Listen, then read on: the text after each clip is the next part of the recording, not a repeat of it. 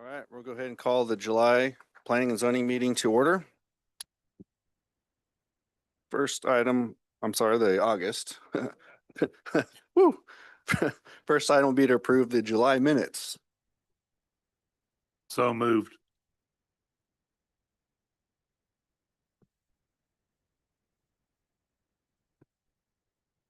All right. All in favor, say aye. Aye. Any opposed, say nay. All right. Next item will be the staff report. Jack, what you got? There we go. Sorry. As you guys see around town, we're very busy. Rocket ship is moving forward full down south. We've got a permit pending for a new Mexican restaurant at the old Price Chopper. In addition to the Mexican restaurant that was approved a month or two ago to go back into that retail center across the highway from them. So we've got a lot of stuff moving forward. A lot of the stuff that was pending and working on is now starting to wrap up. So the diesel mechanics or diesel repair shop in the industrial park is getting close to getting done. The architectural supply is already open and operational. The spec building at the north end of the industrial park is almost done as well. It'll pull tenants as soon as they get that lined up. So things are starting to wrap up, but we have, as you guys know, stuff just recently approved in the hopper that's moving pretty quickly on construction side. So we'll see. Next month, we only have one item on the agenda at this point. It's the conceptual plan and rezoning of the business property to make it match the B3 behind, or the R3 behind it across the river for the Smithville Retail Apartment or Smithville Plaza Apartments project. And I've been in conversations with numerous entities that are interested in buying land and developing, but I don't know of anybody that's actually bought yet. So we'll see. If they buy, they'll come to me. That's all we have. Questions for Jack? All right, move to item 4, public hearing for Clay Creek Meadows phases 2 and 3 conceptual plan. This time the public hearing is now open. Do you have any cards? No cards. Jack, you want to go? Yes, sir. I'd present to for the information on this, the items in the packet, which was the staff report, the plat document, that's the conceptual plan, and the proposed findings. These are the findings that the code say you have to make. So when you vote on those eventually at the next section, you just need to verify that there's evidence that support those. There's no language adjustments that can be made in these. That it's a shall pass, make findings that these are met. And that's all I've got for information to present. More of it's going to be discussion and questions, I'm sure. All right, I'm going to close that public hearing. Next item is the conceptual plan for Clay Creek Meadows phases 2 and 3. Do I have a motion to approve? Second.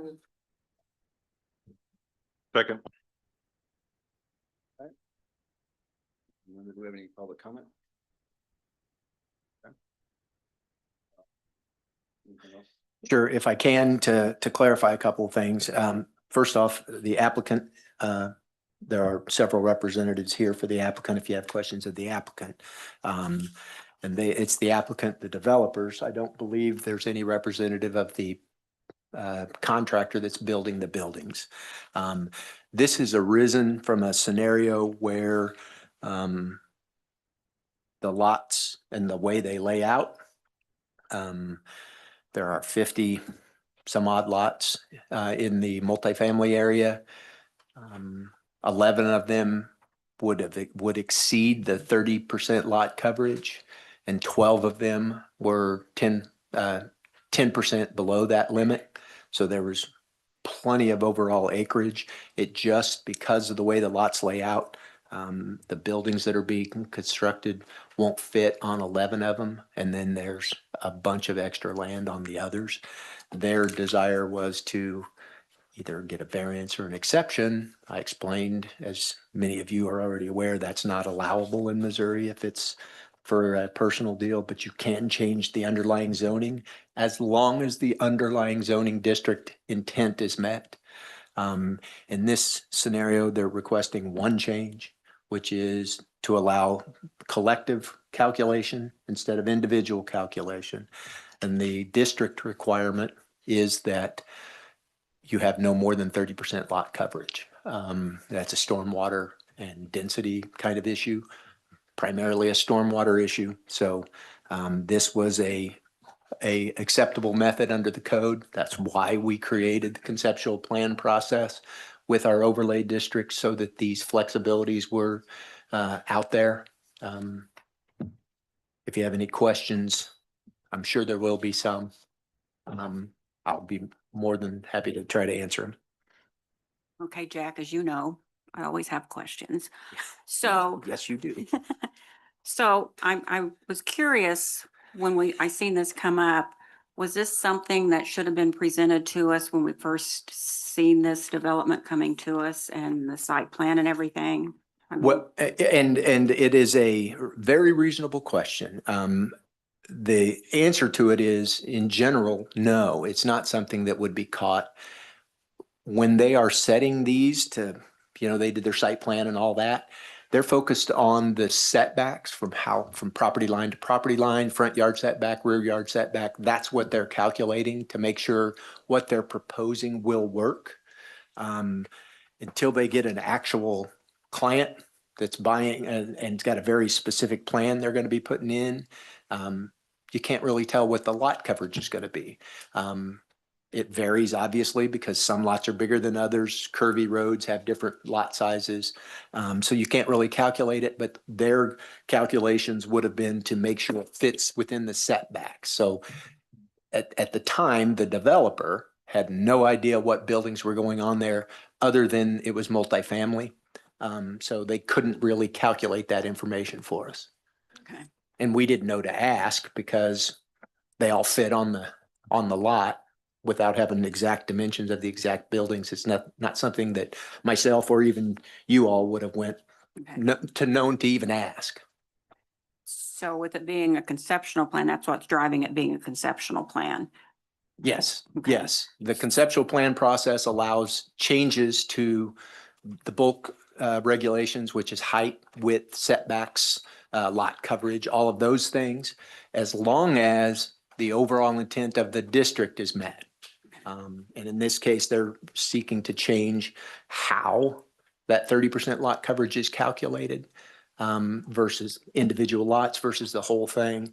And in this scenario, their maximum lot coverage is down to 24.8%. So it's substantially below where it could be if they wanted to redesign their buildings to make them all fit. Okay, and I guess my other question was, if this was not successful, what would they have to do? Look at minimizing the size of some of the buildings? They'd They have to, hit that 30, yeah, well, 30, there would be two aspects of it. They'd have to redesign some of the buildings to get them to fit, to keep their count where they have it planned. But it could also mean they could increase the overall lot coverage and raise the whole thing up. If they're redesigning it, at that point, it makes more sense to redesign it to get more square footage in, to get more money. And in that scenario, they could push it right up to 30, which is, there's a reason there's a cap of 30%. We're trying to keep the stormwater numbers down, and they could redesign it that way. So, thank you, Jack. well, not density from the standpoint of when I think of density, I think of numbers, but from lot coverage, they could raise it from 24.8 to 30 by changing the buildings. And if my logic is, if we keep it below the maximum, that's better than forcing them into a redesign and pushing it to the maximum.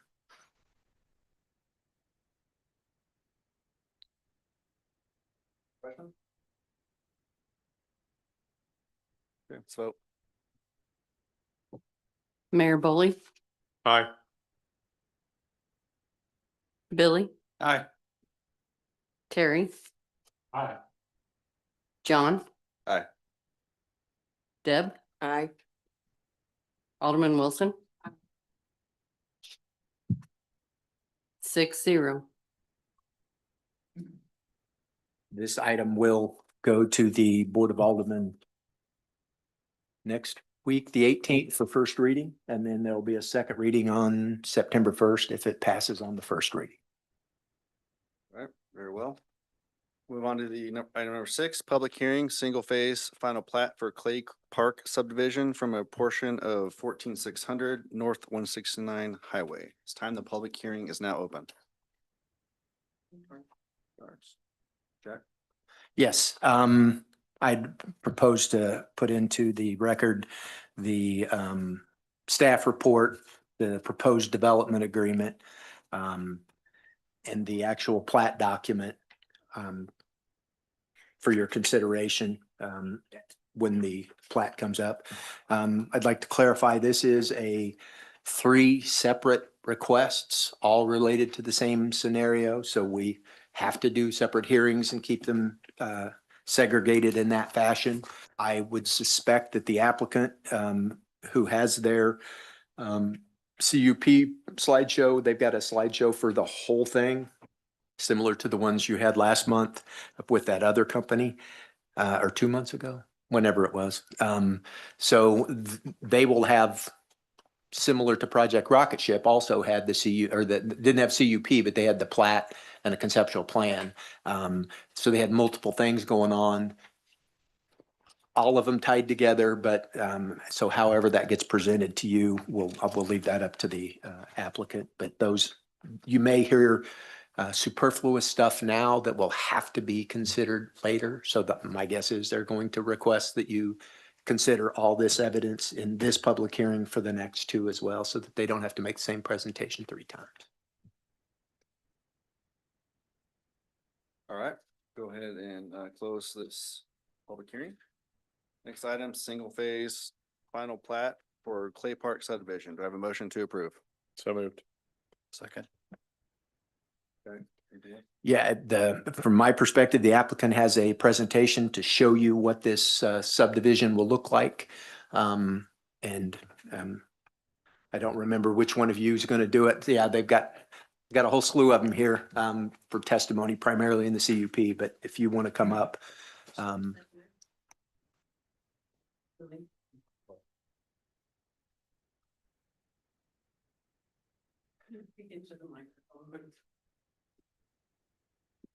it won't balance it. It's intentionally designed to make you have to hold it. Do my best.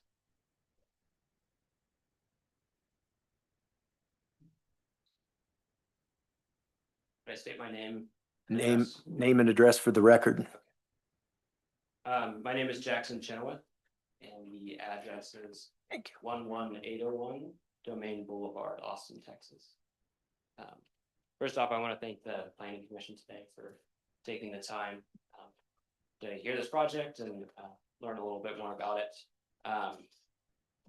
Our project is Claythorne Reliability Project. You know, we've been in the city of Smithville for about a year now, meeting with the zoning department, the school, and the fire department. And we're really excited to be here. You know, we've worked through the amendment and the ordinance, and you know, really excited to get this project you know, up here, and excited to be in the community. A little bit about the team. Again, myself, a couple of integral members of the IPA team that got this project to where it is today. Melissa Van Krum, who is our attorney and counsel for this project. Also, we have Evan Balcombe from Fire and Risk Alliance to talk a little bit about BESS, safety and response to that. A little bit about IPA. IPA is a independent power producer. We are based out of Austin, Texas. We have about 200 or so employees. We pretty much specialize in utility scale battery energy storage. That is our bread and butter. And we do it all across America.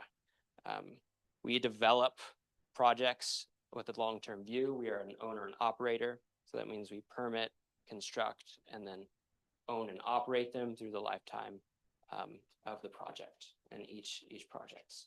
Go to the next. A little bit about how energy storage works. Y'all might be a little bit familiar, but it's pretty much exactly what it sounds like. Energy is taken from the grid through a substation and transmission lines, and then batteries are charged and then discharged during high demand hours. So usually how that works is, at night when there's low demand, those batteries are charged and then discharged during high demand hours, usually 4 to 8 p.m. when everyone comes home, dishwashers, washing machines, air conditioning, things like that. Go to the next slide. Okay. So this is just some photos of some sites that we have in development and constructed already. On the top is one that's about 95% constructed before a landscape buffer or anything is put in, just to give you an idea of what this facility is really made up of. On the bottom left is what a battery container looks like. On the bottom right is a first responder training that we did in Idaho at one of our projects. We have already done an intro training with the fire department and Chief Klein here. And that's something we will continue to do over the lifetime of the project. And with that, I'll hand it over to Melissa, who will talk a little bit more about the project specifics. Thanks, Jackson. Good evening, Commissioners and Mayor Boley and Alderman Wilson. My name is Melissa Van Crum. I'm an attorney with Rouse Fretz White Law Firm. My address is 801 West 47th Street, Suite 500, Kansas City, Missouri, 64112. And I am here to tell you a little bit more about why we're here tonight. We are proposing a battery energy storage facility. It is utilizing lithium iron phosphate, which is a technology that has an elevated safety protocol. The project is proposed west of US 169 and south of Commercial Avenue. It is between the RV storage, the Outrigg RV storage facility and the substation. And it's sort of catty corner from the waste transfer facility. Tonight, we're requesting 3 approvals. There's the single phase plat.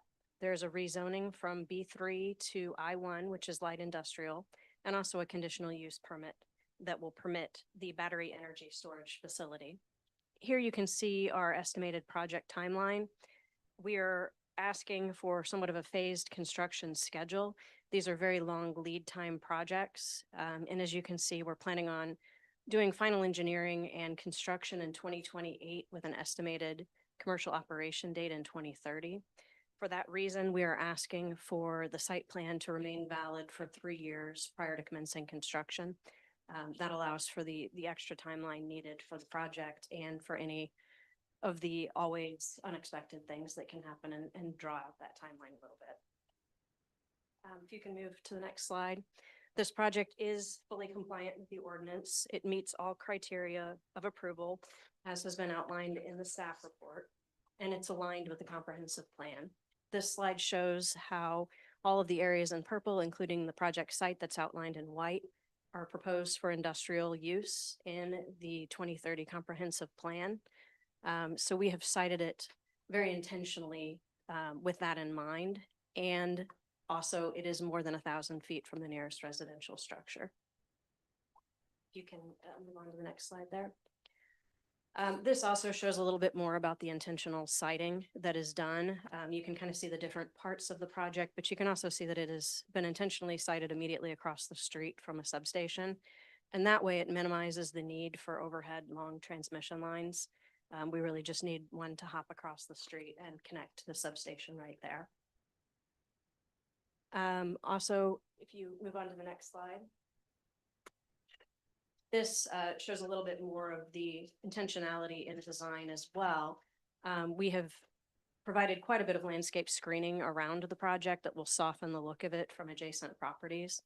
That includes both what is required under the I-1 zoning district, but also a more heavy concentration to help screen further from US 169 because we understand that's important to the community. We've also had an emphasis on native plantings to the extent we can because we know that that's also very important to this community as well. And that helps it last as well. So if you can move ahead then to the next slide here. Another element that I think is important to the siting and trying to be a responsible steward here is that we do a really extensive amount of environmental due diligence before siting of projects. That helps to inform design and to make sure that we're not creating issues that then have to be mitigated. So there has been a phase 1 environmental site assessment that looks at uses, both historical and current. There's been a critical issues analysis, which goes through all sorts of things from soil to wildlife, drainage, all those types of things as well. And there's been a wetland delineation. And through the work that we've done on the front end, we know that we're avoiding any impacts to jurisdictional wetlands and that we've been able to design the project to help mitigate any potential impacts as well. But that kind of due diligence, that outreach that we've done, the consultation will continue through final design as well. So that is not done. That is something that continues on through the project. If you can go ahead, I'll turn it over to Jackson. Thanks, Melissa. Safety is our top priority at IPA. It's something we take a multi-layered approach to. Lithium iron phosphate chemistry, like we talked about for the batteries, 24/7 monitoring, and making sure that we can, understand what's happening at the site all the time. And then adhering to the latest and greatest standards, and that is NFPA and Underwriter Labs compliance. And, like I've already said, we've done an intro, training with the fire department and Chief Klein. And, that's something that we'll continue to do on our dime every single year while this project is operational. Yeah. Can we go ahead and move forward? In conclusion, we appreciate your time and consideration, and we thank the staff for their recommendation of approval and assistance in understanding and working through the process as well. We request your approval of all 3 applications that are before you tonight.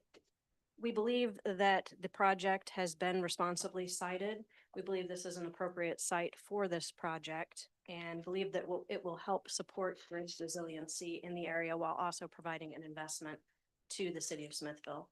Thank you, and we're available to answer any questions that you have this evening. Can I ask questions now? Yes, it's Okay. I guess that's more of a chairman's response, but Oh. yeah. Yeah, Sorry. we're in the public hearing, but we're out of the public hearing part. Go ahead. Well, so one of my main questions, I have several, but the 24/7 monitoring, where is that done at? That's done remotely, Where? wherever the employee is in Austin, Texas. Okay, that's what I needed to know is where. As far as after this is built out fully, how many battery storage units will there be? 258. Okay. And how many employees will there be readily available locally? At least one. And what would their response time be if they needed to get here? We aim for around 30 minutes to an hour.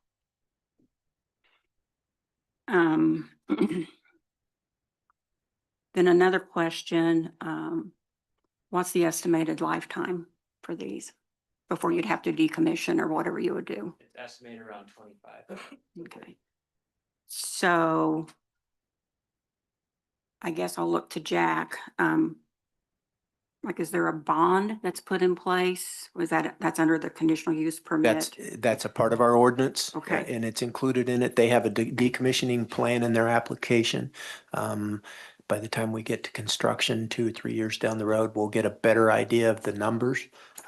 As at least the elected officials on this committee know, prices go up on the construction stuff rather quickly.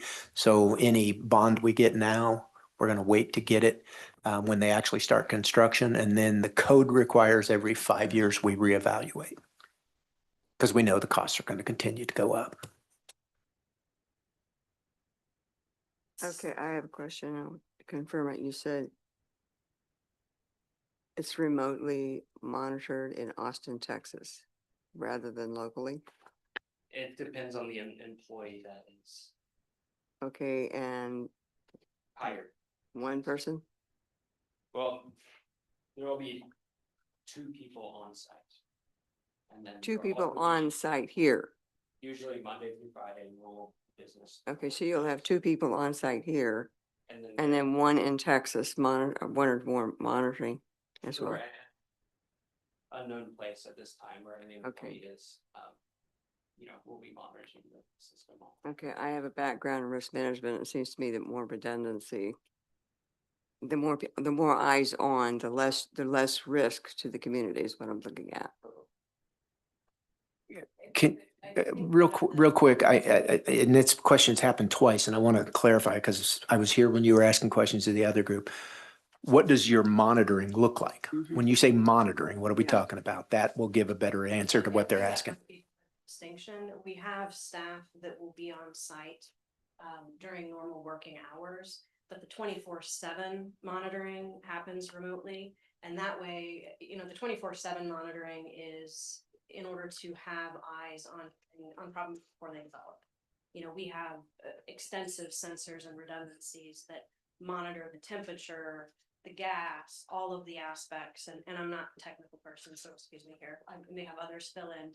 But there are a number of redundancies that happen, and that offsite monitoring is doing that. It is looking at the information that they have available online to be able to monitor it 24/7, no gaps whatsoever. But we do also have personnel that will be on site on a regular basis during normal business hours as well.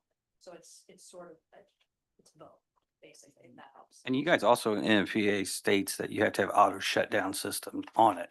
So if you have a battery system kicking on, getting too hot, it's going to auto shut down and it's still going to alert them on the monitoring.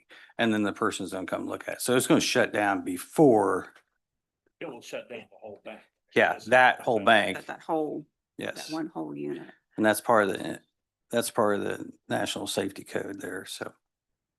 And if you may recall, I'll refer you back to when we were going over that process. That was Chief Klein's primary concern. He wanted that written into our ordinance.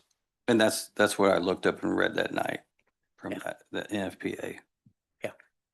So I guess my question on the location remotely of this, and I get the safety that's already built in along with that. What's your redundancy or whatever backup for where this remote location is? Like if the electricity goes out, do you have backup generators or how does that work? Do you mind if I hop in on a couple of these? No, just state your name and address for the record. So Andrew Cardy with Life Power as well, 11801 Domain Boulevard, Austin, Texas. For our facilities, just like Melissa and Jackson mentioned, we'll have an IPA employee or 2 locally, based locally with rapid response time here. Oftentimes we have OEM partners, whatever technology manufacturer we're partnering with on this, that will also have staff here.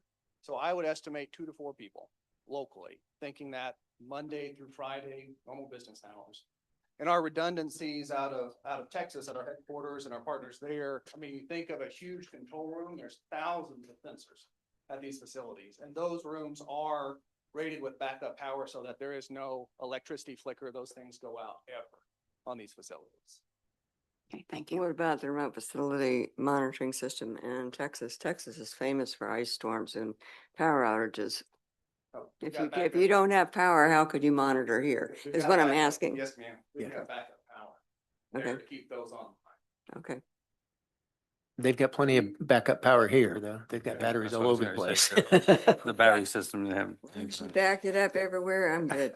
Well, it's a very good question. Yeah. It's just astronomical. the number of sensors and technology data uploads and downloads that we have to manage for to keep an eye on these facilities 24/7.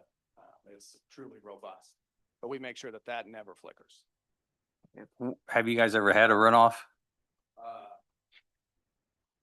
A thermal? a thermal runoff on one of your battery systems? We have had no thermal events at any of our utility scale battery systems in the United States. We're very proud of that safety record.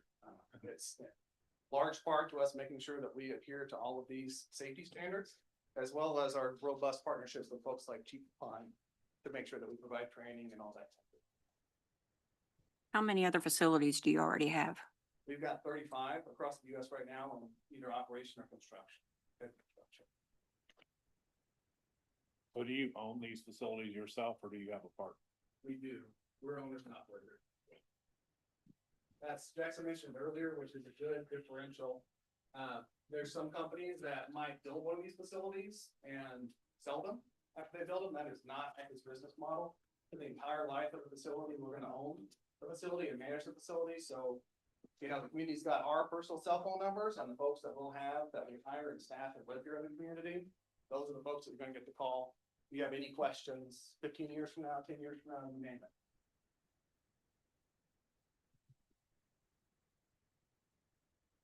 All right, any other questions? I do have one on decommissioning and disposal of lithium batteries, because that is a huge issue right now. What is the plan for disposal? It's a great question. One that comes up a lot, and being a leader in this space in terms of IPP is, as Jackson mentioned, we get that a lot. IPA is completely committed to responsible recycling, reuse, decommissioning of our facilities to the fullest extent possible. It's almost never possible to do anything 100%, but now we're very fortunate working with top tier manufacturers and suppliers to bake those kind of agreements into our procurement agreements so that when we're buying them, we have pathways to recycle them as that comes up.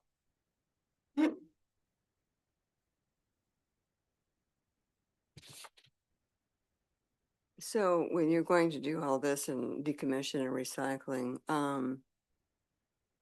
do you restore the land at that point? That's correct, yes. If I may, to clarify, our code requires that they either restore it to pristine state, or if they have a proposed tenant market to buy it, they can restore it to whatever that client needs. Okay. And that's written into our code that way. All right, any other questions? No. All right, let's vote. This is just on 7. Yes. Yes, just on the subdivision of the 10.37 acres off the north end of Outrigger. And it is also involves the development agreement that you guys have read through too, I'm sure. Mayor Boley. Aye. Billy, Aye. Terry, Aye. John. Aye. Deb, Aye. Alderman Wilson, Aye. 6-0. Assume this will be on the next Alderman meeting. Yes, the 18th. All right, next item will be the public hearing to rezone a portion of 14,600 North 169 Highway from B3 to I1. It's time. Jack, you want to go and get started? Yes, sir, if I may. Again, I would propose the packet item is going to be there's a draft findings of fact document for your consideration. Also, the staff report, keeping in mind, we're talking about B3 land being requested changed to I1 in accordance with the comprehensive plan mandate or plan, not mandate. It's not required. You can always say no. But it incorporates this areas to be the industrial district of the city west of 169 in that area. So I would just offer that into evidence. I guess it's technically record, not evidence, but either way. Cards? Okay, we'll close the public hearing. Next item is item number 9 to rezone a portion of 14,600 North 169 Highway to I1. Do I have a motion to approve? So moved. Second. Becky, anything further? If you have questions about the zoning, but otherwise, no, it's I-1 where it's supposed to go in the future land use plan. I will clarify as well, the ordinance that you have for this project is one ordinance for all of the items. So it has to go through that process. One ordinance, so you're not seeing the ordinance every time. You didn't see it for the plat, won't see it here, but when we get done with the CUP stuff, that ordinance is part of that one. It's the same ordinance for all of it. All right, any questions? Let's vote. Mayor Boley, Aye. Billy, Aye. Terry, Aye. John, Aye. Deb, Aye. Alderman Wilson, Aye. 6-0. All right, same thing. That'll be the next Alderman meeting. Same thing. Yes, sir. Yes, sir. Next item will be the public hearing for a conditional use permit for a battery energy storage facility, but public hearing is now open. Again, I will offer the application document that you have seen already. It's in the packet. There's a staff report and the proposed CUP findings, all of it related to the presentation that they did initially. So all of their information's the same. If you have any questions, we'll get to that at the next phase. We have one public comment, Mark Moss. Thank you. I'm Linda. I'm sorry, I said it the wrong. No, you're good. Martin Moss, 16731 Riverview Road. I'm here to speak on behalf of the power. While they were coming in to meet with city officials and Jack over the last year, they always made an effort. And if I was available to met with us, this usually occurred once to twice a month to make sure that we felt comfortable and had confidence in what they were doing. I know my first question to them was, what would Chief Klein say? And they had great responses, talked about the International Fire Code that they have to follow. And as soon as they started talking about it, I glazed over and knew that it was a Chief Klein answer that I didn't need to explore. So I just wanted to say thank you for them for being so communicative from the start. We really appreciate that as the school district. You know, there might be a chance that you would get some students out there on the side as they're constructing, and appreciate them to bring this to Smithville. And I think we have the same hope others do to limit future energy. So that's all I wanted to share. Thank you. Any other cards? All right. Public hearing is closed. Next item will be the conditional use permit for the battery energy storage facility. Do I have a motion to approve? So moved. Second. You pick. Toss up. Billy had one, you can do it today. Yeah. Yeah, just toss it over there. You can have it. All right. Any other questions? I don't necessarily have a question, but when you were talking about the landscaping you were doing, the one thing that is a concern of some of us is soft maples. So I'm hoping there aren't soft maples. I didn't see any on the list. I didn't read the I list. had, You look, yeah, I'm okay, good because with I it. had, I just, of cedars. okay, that's good. Yeah. So, just watch for bad Look at worms. Yeah, I'm all over those trees. That's all. All right. Any other questions? All right, let's vote. Mayor Boley, Yes. Aye.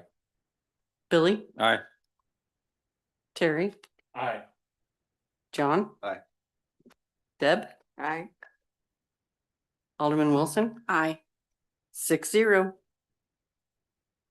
This will be next week for first reading. One ordinance at the board level, so there won't be three separate. It'll be just the one. And it will cover platting, rezoning, and CUP issuance. So there won't be three separate discussions like we have to have here. It'll be still be two meetings though. Yeah, absolutely. Yep. Any zoning approval that changes the zoning is two approvals on different nights. Yeah. Sorry. Yes. It's always two approvals to pass an ordinance, but we require them to be at separate meetings. Yes. All right, very cool. Next item will be item 12, the public hearing to rezone Whispering Creek Farms. It's time the hearing's open. Jack, would you like to go first? Sure, I will offer in the staff report associated with the packet that you have online, and included in that are a draft findings of fact and conclusions of law document for you. I've also submitted in it an ordinance. The ordinance would, in this case, have to take, it would be two items here, but one item there. So I've presented it kind of in the middle on this one. There's only two items. But I would recommend you consider all of that in your discussion stuff, plus whatever comes following now on the rezoning portion. Right. And also, I just want to let everyone know, Mr. Eatman left a packet for us with some, looks like an email and some documents as well. And we'll go ahead and start. Did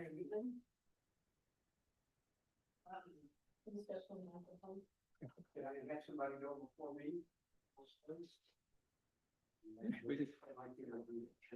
Very brown. See you in front of us. Make a few points. Evening. Just re- No, this is a public hearing from just the, Could you please step to the mic? And then we need your name and address for the record, and then we'll have 3 minutes. 2 South Main Street, Liberty, Missouri. Attorney here in Clay County, Liberty for a long time. There's a lot of people here. You've got public hearings on both the zoning and the subdivision. I would propose that it'll make it a lot easier for you and everybody here if you take a vote together. Discuss both the zoning and the subdivision, because it is a package. That goes against our standard operating procedure, so we will keep the agenda as is. We're not going to change it in the meeting. Then I'll comment just on the zoning. No, hold it to your mouth so folks online can hear you.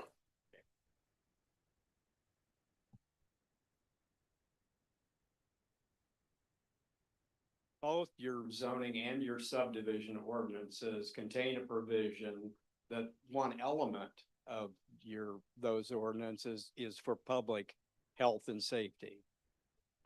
The proposal before you, we believe, presents some serious safety issues and violates certain code sections. If you drive out there and you drive on 144th Street, there's only one entrance proposed for this subdivision. There are 32 lots in the subdivision. Only 30 come off that road. If you take a look at the subdivision, it looks like a tree. There's 4 cul-de-sacs. We calculated there's about 3,200 feet of cul-de-sac coming to that one point on 144th Street. If you stand there where this intersection would be, there's very limited sight distance both ways, particularly to the east. It's very, very short.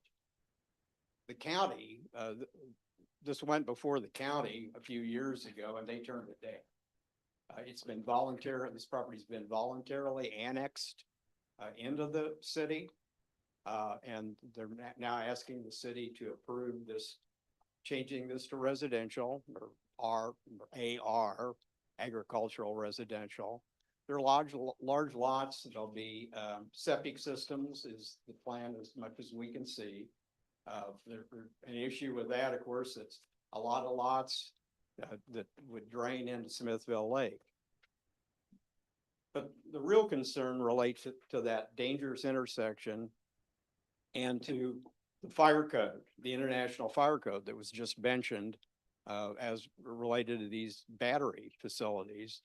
The fire code says that if you have more than 30 lots, this is right at 30. If you have more than 30 lots, then there has to be more than one entrance. Mr. Gateman will present when he speaks here a little bit. He's engaged an engineer to look at a plan. The owner of this property also owns phase one of the same development that was platted some years ago. It's also within your city limits now. There is a way for the developer to create a second entrance over to Mount Olivet that would meet the provisions of the International Fire Code. I don't believe as the battery folks had the chief review of it, I don't believe the Smithfield Fire Protection District has reviewed this to opine on it. And we would suggest that's an important thing that you should do for public safety. Another thing in the fire code that we believe is a problem are cul-de-sacs. This is Right, sir, that's four time. cul-de-sacs. We gotta move on. This time you only get 3 minutes Okay. per item. Thank you. Okay. Yeah. What a density.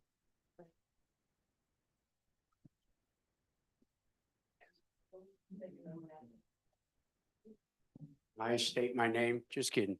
Larry Yateman, 4014 Northeast 144th Street. And we would have the 10-acre lot immediately beside this new proposed road.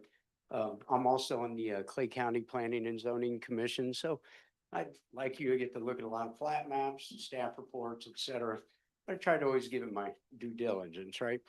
I have a little packet for each. Mr. Hendrick said I couldn't put some stuff up on your big screen, so he told me to print it, but I have a letter there just expressing concern that, we're not against him developing this property. We just believe it can be done in a way that's not so detrimental to particularly people on 144th Street. The sightline, the county says he would like it written into the HOA laws that they will maintain a traffic detection system and be responsible for its maintenance and costs. I didn't see that in the staff report as one of the conditions of the recommended approval. So, bottom line is, I got a few things. If you want to flip past my letter, I'll make it quick. We got 3 minutes. First is a copy of the Clay County Commission resolution denying this particular subdivision, and they weren't against him developing it either. They just didn't like that one road in and out, and particularly at that blind intersection. They don't state the reasons, but their reasons are out there still on Zoom meetings of that meeting. The second thing behind the county denial is the original plat showing the one-way in and out. And they denied it on 28 roads. And so or 28 lots, right? So we've kind of increased that. Next thing is Whispering Creek Phase 1. And what that Whispering Creek Phase 1 and the proposed Phase 2 are all owned by the same entity. They own it and control it. I've talked to some of the planning and zoning commissioners from 2020 who did vote to approve this. They weren't aware that he owned that Phase 1. They didn't realize he owned this land clear to Mount Olivet Road. So that is a way to put a road in. Behind that then is his proposed Phase 2 drawing, which is pretty small, better on a big screen. Next, we hired Olson Engineering to draw up an alternative plan. And you might be familiar with Olson because I think they're the engineers on the Project Rocket Ship. On that first page of Olson, it does show how you could put a road right in off Mount Olivet, and the sight lines are really good there at the bottom of what is currently lot 1 of Phase 1.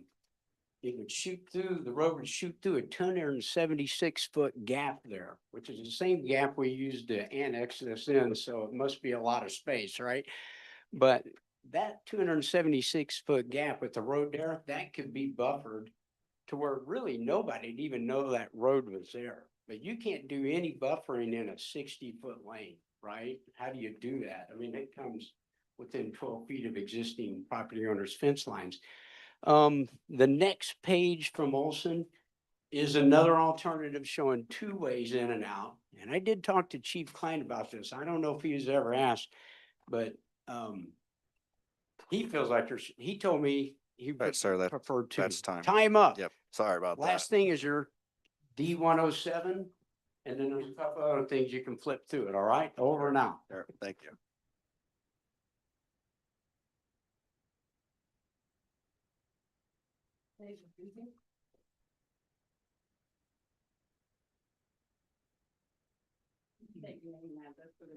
Good evening, David Dugan. My address is 4017 Northeast, 144th Street. Appreciate your time.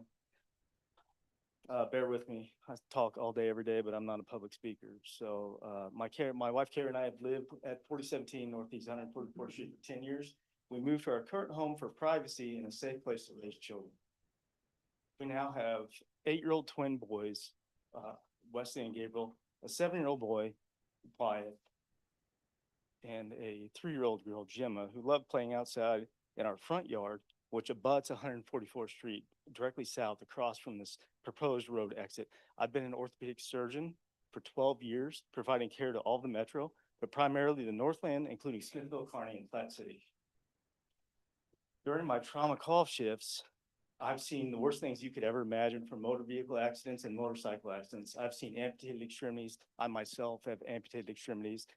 I've fixed countless femur and tibia fractures from car accidents, tried to salvage mangled body parts, and even dealt with death. I've spent countless hours talking to families about their loved ones' injuries and what comes next, if anything. These are life-altering events. From the cases I've experienced over 12 years and the situations surrounding them, I can without a doubt guarantee this proposed intersection will result in high-speed car and motorcycle accidents, causing open fractures, mangled extremities, amputations, and unfortunately, but potentially deaths. These events happen on wide open highways and roads that don't even have this ridiculous blind spot suggested by this proposal. I'm sorry, you might say, well, 144th Street is not a highway, but I can promise you people drive on 144th Street at highway speeds. This is a recipe for disaster. Should this project proceed as planned, know this, those injuries, they will happen, mark my word, and we will know where the blame lies. It could be one of your children or family or members or one of ours. I know the sight distance coming from the east because my driveway is the first one to the west of this proposed drive. I have pulled out, looking left and right. I'm a safe driver. I've never had a ticket. I'll pull west, and there will be somebody passing me at 80 miles an hour in the left lane going west. This proposed road that will result in tragedies is illogical, preventable, and it can be stopped by just simple common sense. That's what we're asking. There are safer alternatives. Of course, accidents can happen anywhere. Nobody denies that. But why risk the exponential increase and percent chance of those accidents happening with this misguided proposal when other options should and could be entertained? We're passionate about this because we simply care about the safety of our people. Appreciate your time. I hope you hear us. Yes, sir.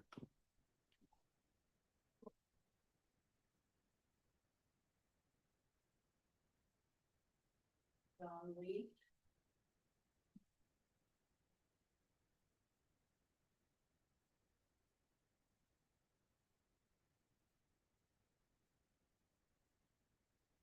Please state your name and address for the record. My name is John Lay. My wife and I reside at 4400 Northeast 144th Street. Our farm borders the Whispering Creek acreage on the south and east. When James Reardon started selling his land, several families purchased lots of 10 acres or more, as this was the protocol at the time. A land developer, Dwight Friedley, ended up purchasing the remaining 158 acres and subdivided this into 28 lots. This renders the lot size to be less than 6 acres.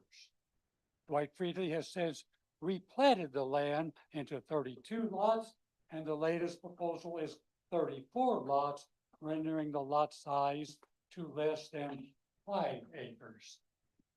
We, the neighbors, respectfully see this as a violation of good faith, as this reduces the property value of our own existing properties. Perhaps Mr. Friedley has realized that he made a poor purchase and is attempting to rectify this at our expense.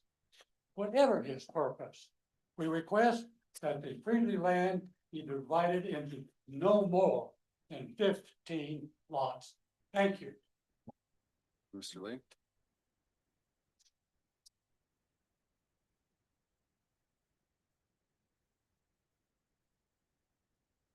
Gerald Lee.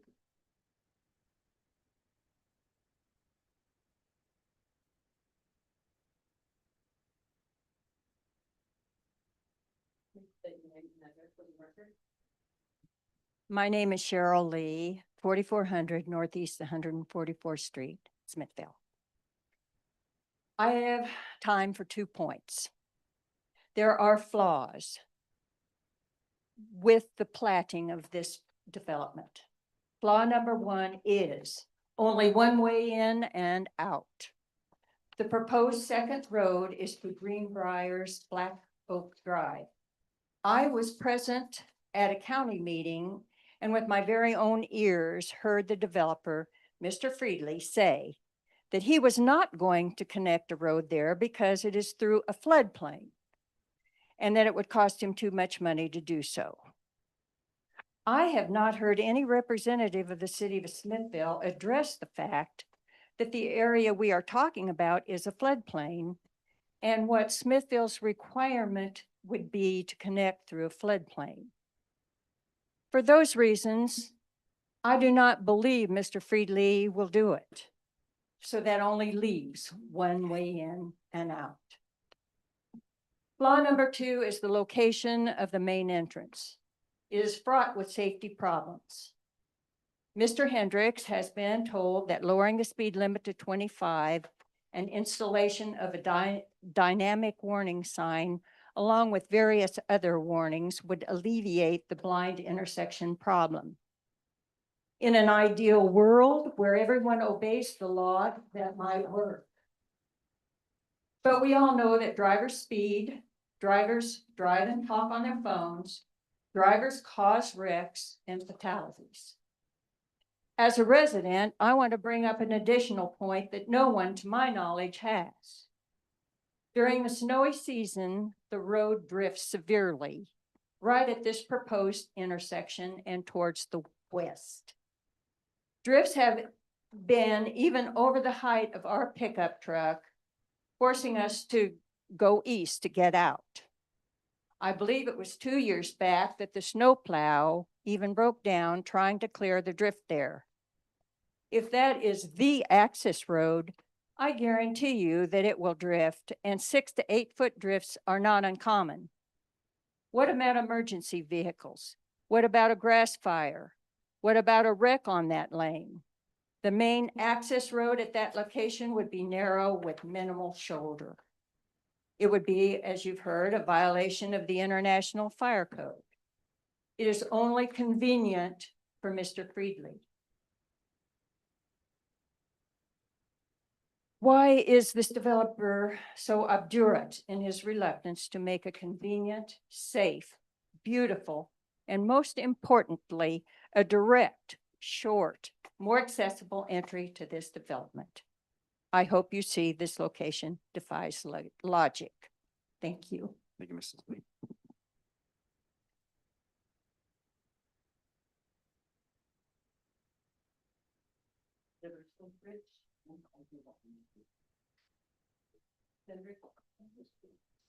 What are you doing? I'm sorry.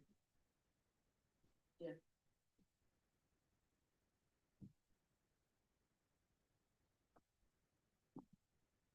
Jeff Sendrich, 4814 Northeast 144th Street. We purchased land 20 years ago. One of the key reasons for purchasing the land, I'm on 20 acres out there, is because it couldn't be subdivided in anything smaller than 10 acres. People talk a lot about traffic and that type of stuff. The load of vehicles on there has a big difference on quality of life as far as I'm concerned, the peacefulness and the relaxation that we enjoy out there. And the reason I bought a piece of land that big was for that specifically, and this totally will change that. When we had Endure 192 being shut down and the highway of 92 being shut down and the highway rerouted down that road, it was terrible. I mean, rush hour, you had bumper to bumper cars going up. You had to worry about your dogs and that type of thing, and be really careful when you're mowing your yard. You know, those yards Now you go down, you can look and see down the truck, down the track for hearing protection on a mower. Becomes quite dangerous. So I don't see any need for it to be, and I'm not against development, but to be divided up. For the rest of us subdivision. Thank you for your time. Thank you, Mr. Senrich.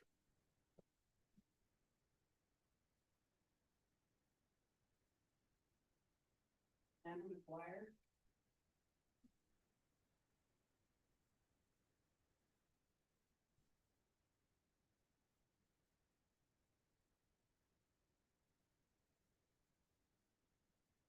Good evening. My name is Anna Carmen McGuire. I live on 4803 Northeast 144th Street here in Smithville. Good evening. I'm here to urge the commission to deny the proposed 32-lot subdivision spanning over 158 plus minus acres. This development presents some critical issues that directly conflict with the city's long-term planning goals: fiscal sustainability, public health, and infrastructure safety. First, the city comprehensive plan explicitly prioritizes the preservation of agricultural land and rural character. Approving this high-density residential use in an agricultural zone does ruin the rural character. By the way, the rural feeling is not endangered by that 1.3 acre house on the corner of that entryway. If you drive by, it looks like it's a little house on 60 acres something. So the look is still given. And you can look it up on GIS. Second, the infrastructure has been brought up numerous times already. And under, I don't know how you read the numbers here, but section 400.560C3, adequacy of public utilities and other needed public services, you're required to judge the adequacy of streets. Northeast 144th Street, Mount Olivet, are narrow rural roads built for agriculture utility, not for the concentrated traffic that a 32-lot neighborhood would bring. 30 lots are supposed to be accessed to 144th Streets and 2 lots through Black Oak Drive. Our existing rural road infrastructure cannot safely handle the traffic the subdivision will create. The roads lack the width, the shoulders, the structural capacity for hundreds of new daily vehicular trips, including school buses, emergency vehicles. The cost to upgrade and maintain these roads will fall heavily on the taxpayers. Third, introducing 32 individual septic systems poses an unnecessary threat to our watershed. Septic systems are prone to fail over time. Concentrating 32 tanks in this area risk contamination of the local groundwater and nearby drinking wells with nitrates and pathogens, creating a public health hazard that the city may ultimately have to remediate. Historically, Smithville has approved French growth under condition that developments integrate into the central city sewer system to protect the local environment. Approximately 32 independent septic systems on this acreage ignores that precedent. My family, we moved out here in 2020. We're late starters. We started a little farm. We paid a whole lot of money to move out there and have 27 acres. This is all going to be put in danger if there's so much traffic going in and out. I would like to ride my horse on the street to visit Mr. Yates. I can't visit him because there's so much traffic coming over that hill. They will not see me. They run me over. I can't cross the street with my horse to visit friends to go over the hill. So, and I can't go through Jim Nelson's neighborhood either. I appreciate you hearing me out. Thank you.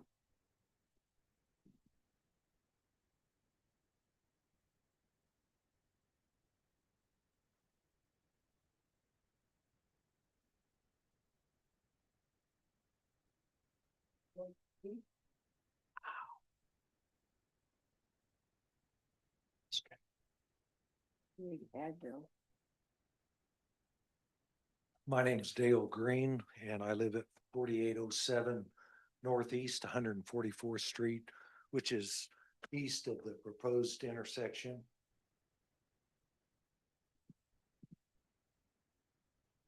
I strongly oppose this intersection for these reasons.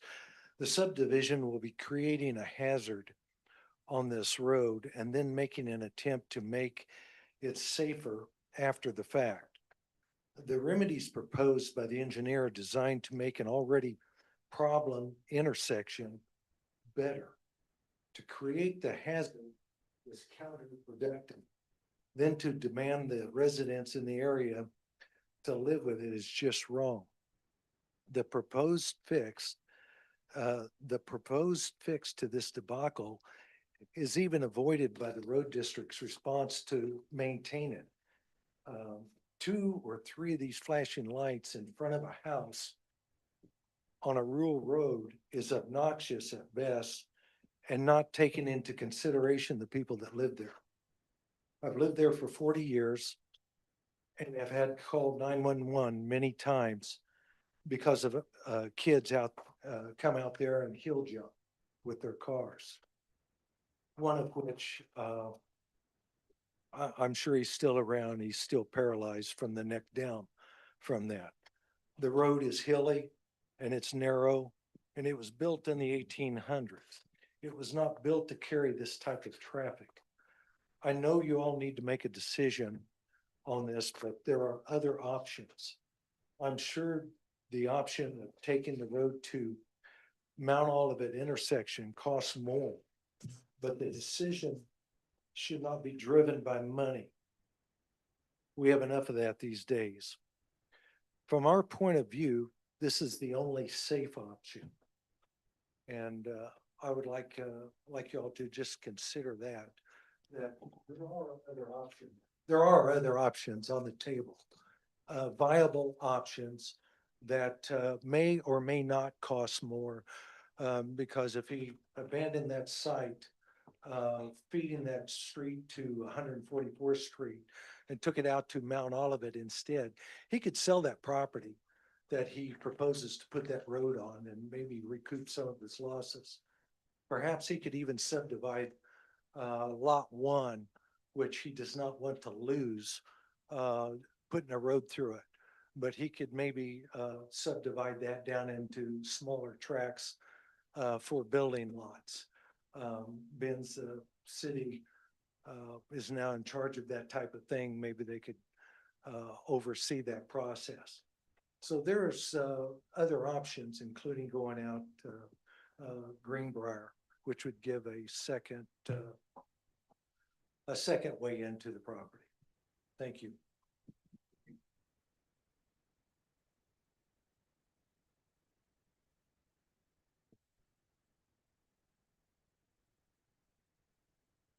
Ballinger?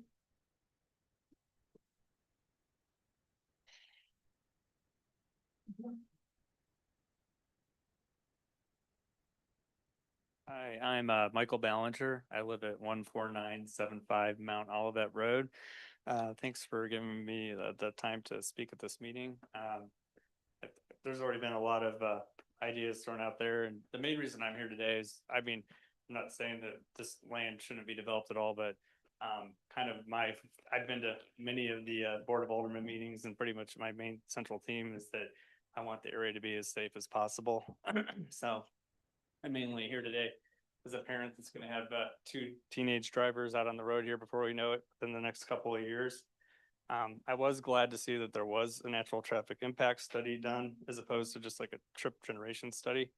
On the other hand, I was disappointed to see that it just focused on 144th Street. The last time I spoke at the Board of Alderman meeting, we talked about the fact that within the last couple of years, there's been 2 other neighborhoods developed also in City of Smithville lands that have been annexed.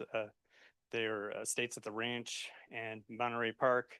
And when you take those 2 neighborhoods and you can factor in Whispering Creek, that's well over the 50 dwelling limit necessary to generate a full traffic impact study. So I was rather surprised and disappointed that it doesn't look like that the intersection of 144th Street and Mount Olivet was considered at all. Because living there, I'm pretty confident that all the traffic is gonna head that way to the west and not head out to the east to Long Avenue. So I imagine that intersection is gonna be greatly impacted, which if you live out there, you know that the visibility at that intersection is relatively poor as well, and even higher speeds. And to kind of go along with that theme, I just hope that the city is really considering the infrastructure improvements that are needed. I've lived out here since 2016, and it used to be I'd rarely see a serious accident, and just in the past year, I've seen at least 3 major accidents that shut down 92, like right at that intersection of Mount Olivet and 92, just in the past year. And that's just ones that I've seen. I don't sit there all the time, so there probably have been some that I did not see. But anybody who has to get out there in the morning, I don't even try to go that way during the school year. I have another route, and I'm gonna have to really carefully look at routes with my kids.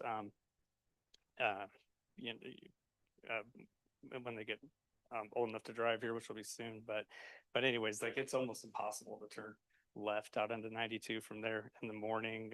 So just adding another 32 lots into that area and all that traffic is something that I would hope would get more consideration, and especially if there's going to be a direct drive, which I think that would be better than just one access point out onto 144th. But I'd also think you would have to factor in the traffic impact study at that intersection as well. So really, once again, thanks for giving me the time to speak. And I just really want to make sure that everything is done as safely as possible for my family, neighbors, and all the residents in the area. So thank you for your time. I appreciate it.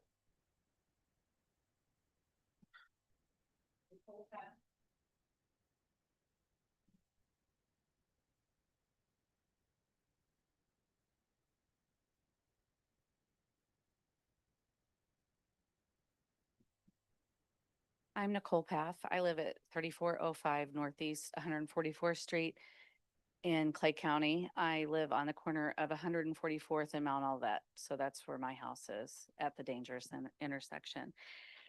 If you would go back to Larry's packet really quick, there is an example of 3 subdivisions that are in your city limits of Smithville. And it does show another options of how it could be done. These are Eric Craig developments that you guys have approved. They're bigger lots, less density, and they wouldn't be the 32 houses. That'd be a lot of houses across the street from us. They're bigger lots, more of an estate lot. The price would cost more money, but that's just an option if you guys would look at that. I hadn't planned on speaking. I don't want to repeat what everybody said, but my son did have an accident on 144th Street, pulling out onto 144th Street. There's a blind spot coming from where this proposed street is, where the power station. It's a blind hill, and he pulled out and they hit each other. Each one said it was the other person's fault. My point is, the one car was going really fast, and there's overbrush, and he didn't see him. So it is a dangerous intersection. We do see wrecks there. People do drive fast because we sit out on our patio at night. And I don't know why they go from Long Road to Mount Olivet. I think they feel like they have to go 60 miles an hour, but they do. And then they're at the next. So that whole area is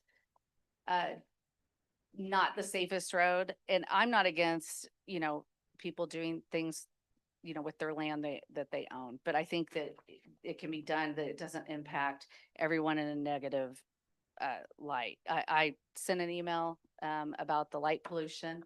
That's a big concern for ours. We like it dark out there. We like to look at the stars. I am concerned about this, if they're gonna hook into a sewer or we're gonna do septic tanks. That is also a concern of mine. So I think there could be a purposeful way of how you've approved other subdivisions and made it that it fit your criteria, and maybe look at some of those as another option. So I appreciate your guys' time. Thank you.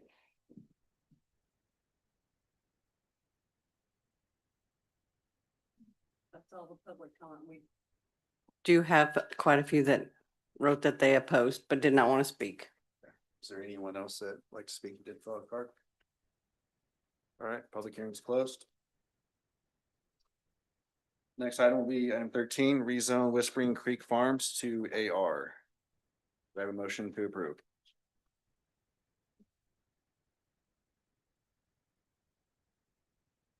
For the sake of discussion, I move to approve.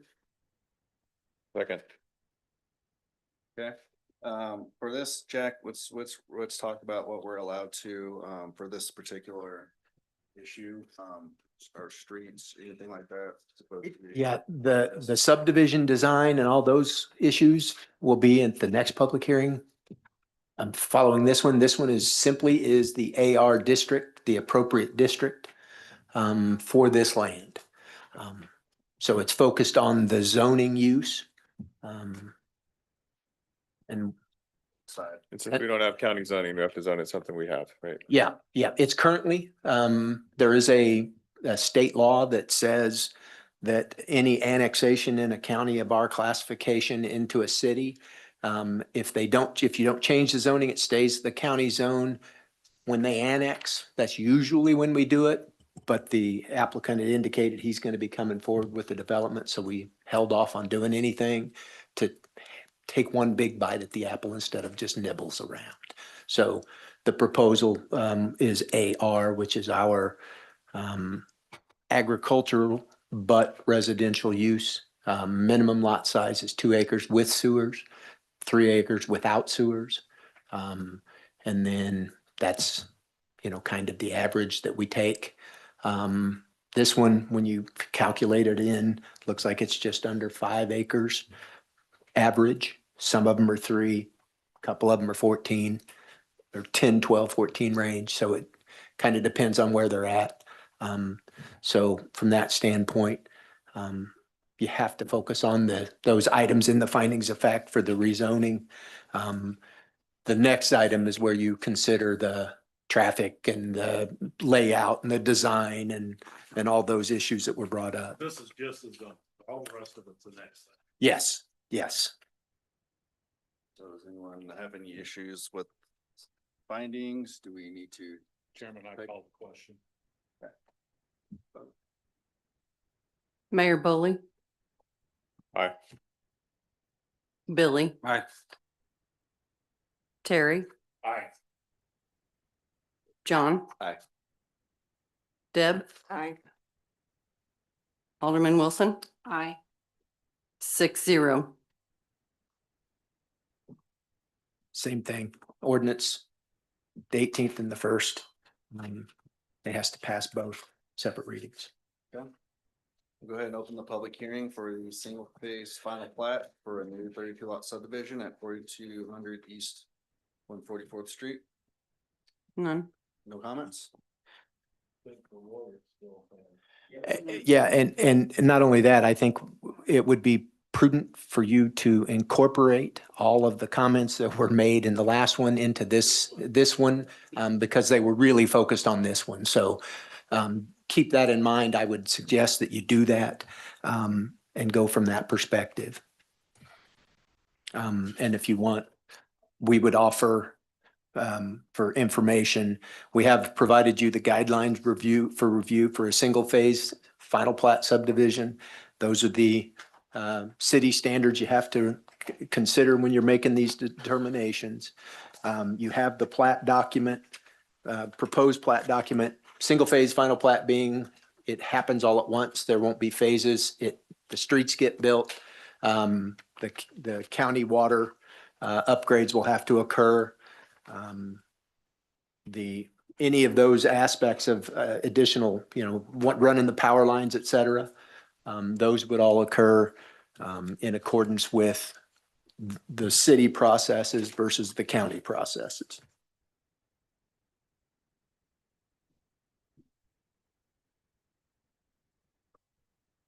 You could once again state name and address. Certainly, Jerry Brandt, 2 South Main Street, Liberty, Missouri. You heard a lot of comments, really mostly about this side of it. I think a lot of people filled out their cards items 12 through 15, so I think there's some others who may want further comments, but I didn't get everything in I wanted to say in the 3 minutes in the previous presentation.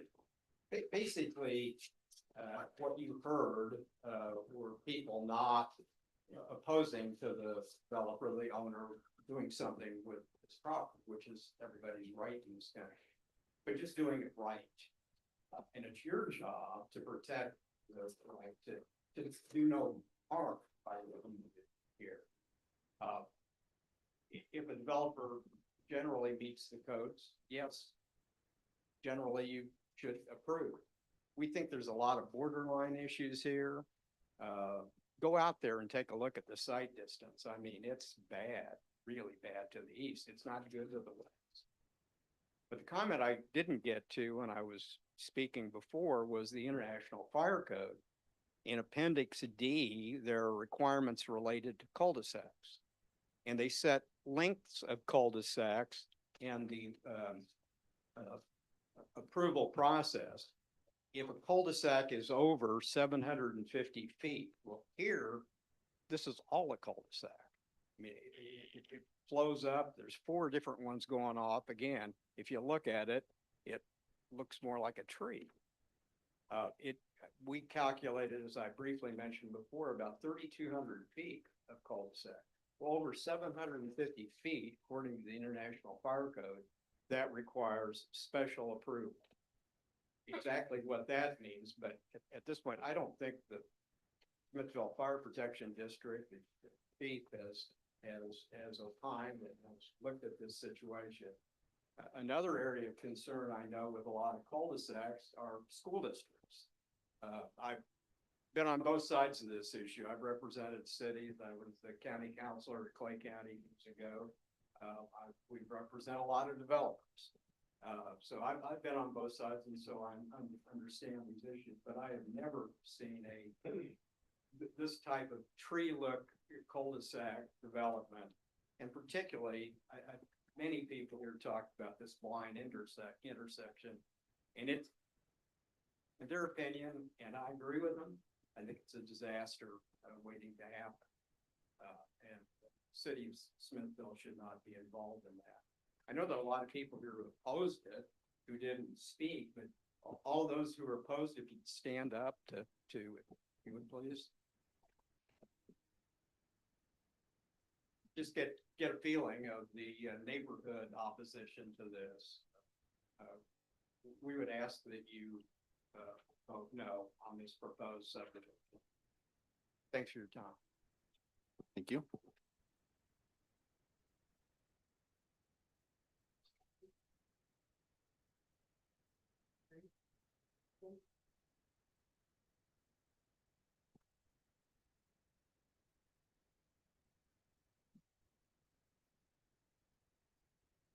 No, you don't want to hear from us all again, do you?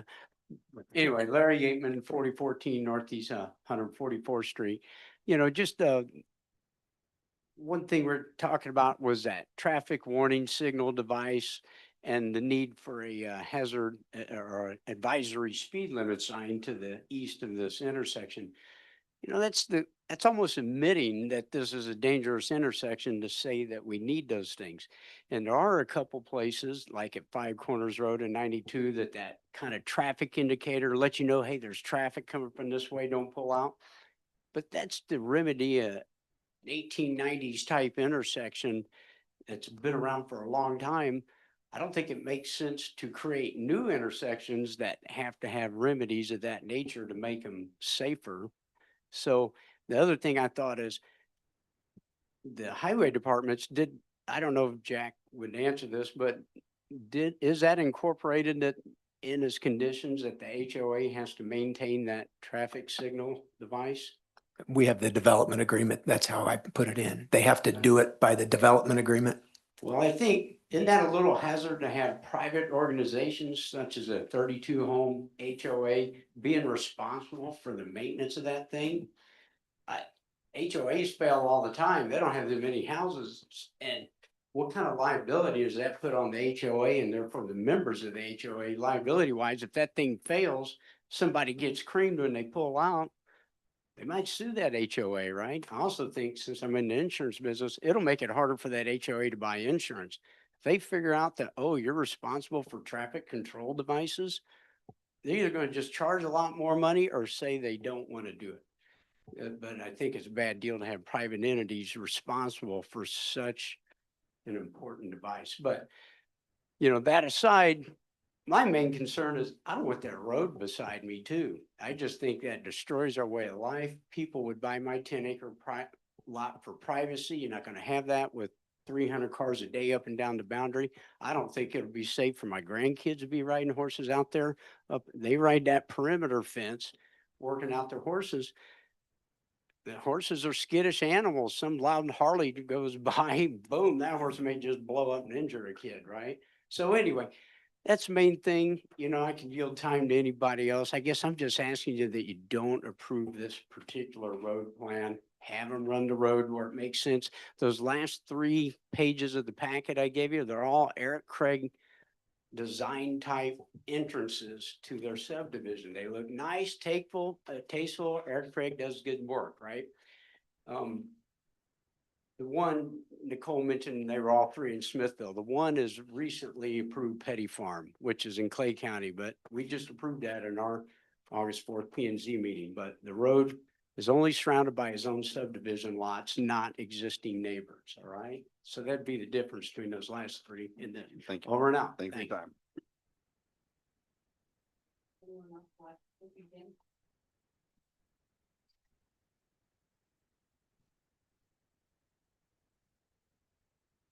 Jeff Sundrich, 4814 Northeast 144th Street. They may be indifferent to this organization, but it is of a concern to us that we defeated this subdivision once. Not that we don't want it developed, but we wanted something done within lines of what we all invested in. And when you look up and down Mount Olive, that 144th Street all around to Eastern, there's nothing, those lot sizes are significantly larger than that. And we don't understand why why we're looking at bare minimums of adherence by a developer who's not going to live there, but impact the rest of us who have chosen this to be our home. And I think that should have some weight. So, thank you.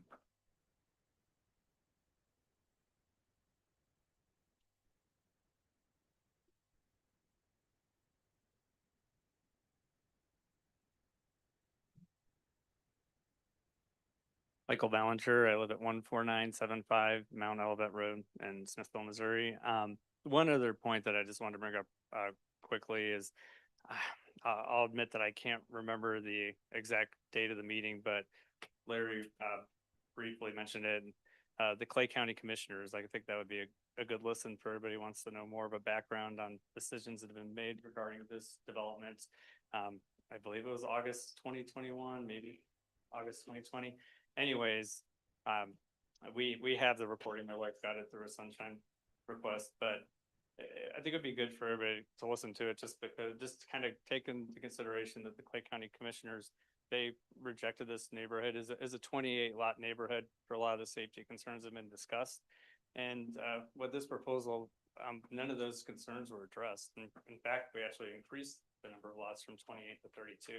We actually went like in a opposite direction in regards to safety from what the Clay County Commissioners decided on. So I just thought that was an important comparison to make, and I didn't want to make that before. And I hope that that's something that you all would take into consideration and you possibly research some on your own. So thank you so much for your time. Appreciate it. Thank you.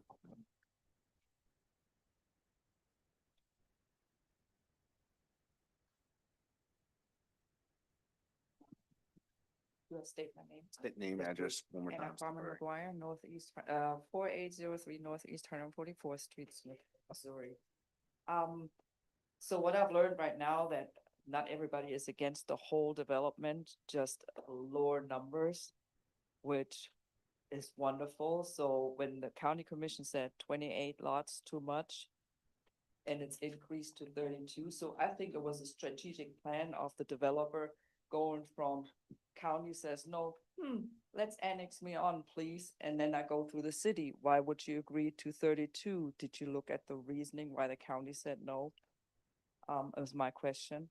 Then what will it do to our property value? Like I said, we're probably the newest people on the block. we paid the highest price in 2020. And I don't want my property to go down. I started late and I wanna stay there. I'm not gonna move again. I don't wanna move again. I can hear the data center in the winter when there's no leaves on the trees. I can see the lights. I can tell there's more there are more, you can tell I'm not from here, I'm from Germany, so I'm. There are more planes flying over our property. And I knew that you go close to an airport, there's gonna be more traffic. FIFA happened, there's gonna be a whole lot more traffic. And yes, there will be developments. And I like the way it's set. Monterey was a shock, but how can you compensate for something that's so new right now? The county takes care of the road. You probably have a contract with the county who is shoveling snow at one point in time or who's doing the maintenance. But how can you compensate for something developing so quickly and guarantee nothing happens to failed septic tanks? Or nobody ever told me, hey, Carmen, you got to clean your septic, you maintain your septic tank. How can you tell somebody you got to do it? Just because one does it doesn't mean you have to do it. How can you hold somebody accountable for stuff like this? I'm going out. I don't want to spray a lot of weed killer. I go out and pick dog bane. I pick Johnson grass so my horses don't get it. I'm learning as I go. And then I expect and I hope that the city takes the same thorough measurements to protect the environment. I want to go to Smithville Lake. I want to be able to be safe within the environment. That's what I would like for you to consider. So if it's not that many houses at entrance from a larger road than from the smaller road, that would be very, very much appreciated. And maybe you can consider the reasons why the county said no. Thank you. Thank you.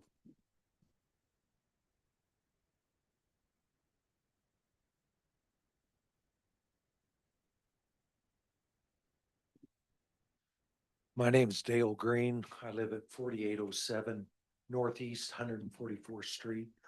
There's one more thing I'd like to mention about the road. Basically, due to the hazardous intersection that's proposed, the road or the traffic count that was done in the area may be of concern because the number of people that live on that road are not the only ones that use that road. There's a lot of cut through traffic that uses that road. A lot of it comes from Greenbrier. They come out of Greenbrier onto Long Road. They cut down Long Road to 144th Street. Then it's a mile and a half back over to Mount Olivet Road. And it's better for them, I think, in their mind. They're not hitting 92 highway and that intersection down there at Mount Olivet and 92. They cut through a lot. There's a lot of young people that cut through there, and which accounts for the speed of the traffic that comes through there. I see it all the time. And so it's nothing new to us. We tend to overlook it at times until something like this comes up. And I just know it's going to be a problem. Thank you. Thank you.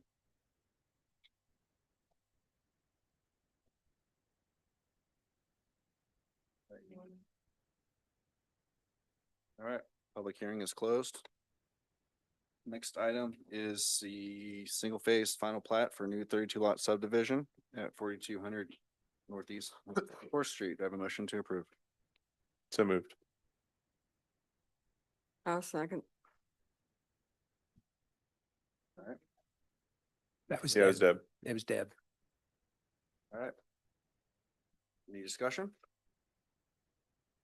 Yes. Yeah. Yeah, I've got a lot of questions too. I do too. My first question is, it appears that we probably should have Chief Klein go out and do a review if he hasn't either gone out or looked at the plat as presented to us. He's been provided the plat. I can't tell you what his specific, if he's got a problem, he always calls me. And I'm talking to him almost once a Okay. week on all kinds of projects, but he's not said anything about this one and the design. Okay. His biggest concern historically are the cul-de-sacs. He prefers them to be about an acre or two to turn his things around in. But he's aware of our standards, which are the standard cul-de-sac sizes.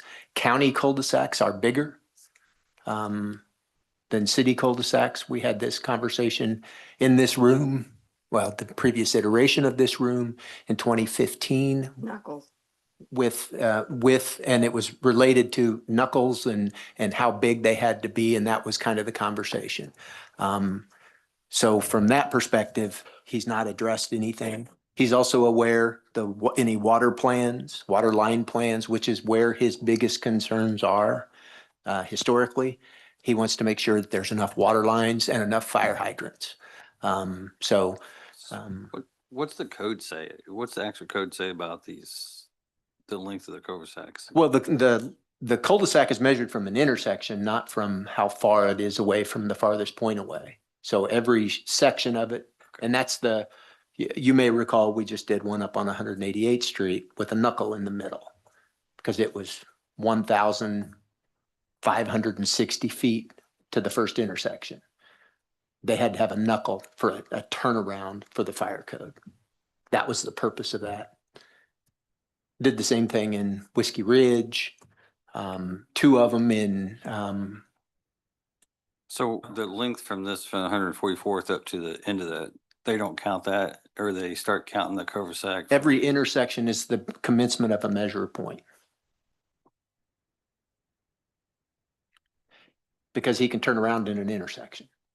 That's the fire trucks don't like having to go long way and then back up or what, they prefer to have the ability to turn around the vehicle with limited, not making a 12-point turn on a 24-foot wide road. They prefer. These cul-de-sacs allow them to do that? Yeah, yes. That and to clarify the fire code 30 lots versus there's been several discussions on that. Anything over 30 requires a second access point.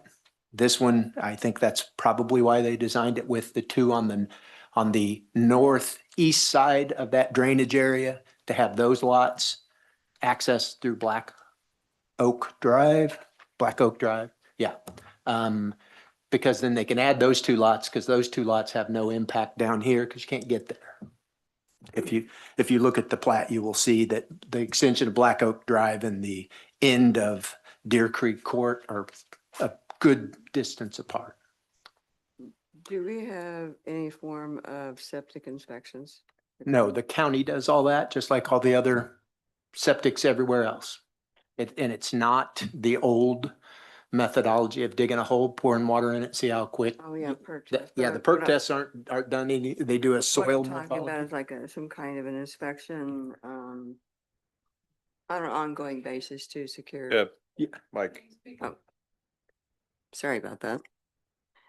Do we have an ongoing system of some sort to inspect septic systems to make sure they're still functional? No, when we determine that there has been an issue, and it happens usually because a neighbor's saying, hey, they're draining there, that's sewage coming onto me. Okay. Then at that point, we do a code enforcement So- inspection, and if we can identify it, we call the county then comes out, the health department comes out, and I mean, we've had shut water off for people here in town because of it. All right. Until they get it fixed. So they have to fix it. This scenario isn't subject to our ordinance. If there were sewers within a certain distance or sewers came to this area and their system failed, we don't allow them to replace them if their sewer's available within a certain distance. They have to then connect to the city sewer. Do we have any statistics on how many accidents has happened in that area? Well, no, No. it depends on, where you're measuring it from. But yeah, south of there, north of there, there are accidents. Again, the speed is, Everywhere. the speed's the primary factor. When you've got a 35-mile-an-hour road and people are driving 60 or 80 miles an hour, Sight distance isn't really a factor. Well, I know, we have friends in Greyhawk and they have one entrance Mhm, and that road, mhm. that one can be a little tricky too, so you have to be cautious. And Five Corners Road was mentioned. I used to have a house on 160th and Long. So I'm real familiar with Five Corners. Back in the day, we used to have to roll our windows down and you had to listen. So the flashing light is great. I've also had horses. I've also nearly been run over by speeding cars when I used to ride my horse. So I get all of the concerns. And if I Um, could, I would like to clarify one comment attributed to me about the 25 mph, 35 mph Oh. light. The speed limit on the road is currently 35. Right. If it was a 25, the sight distance is well within the range of sight distance for 25. It's about 55 feet-ish out for a 35 mph zone. That's why their engineer met the county's engineer on site and did their measurements of the sight distance. You measure 3.5 feet off the grade. And you go until you can't see the 3.5 feet off the other. They do that measurement in the field because it's the only place you can do it. You can't do it anywhere else other than standing out there.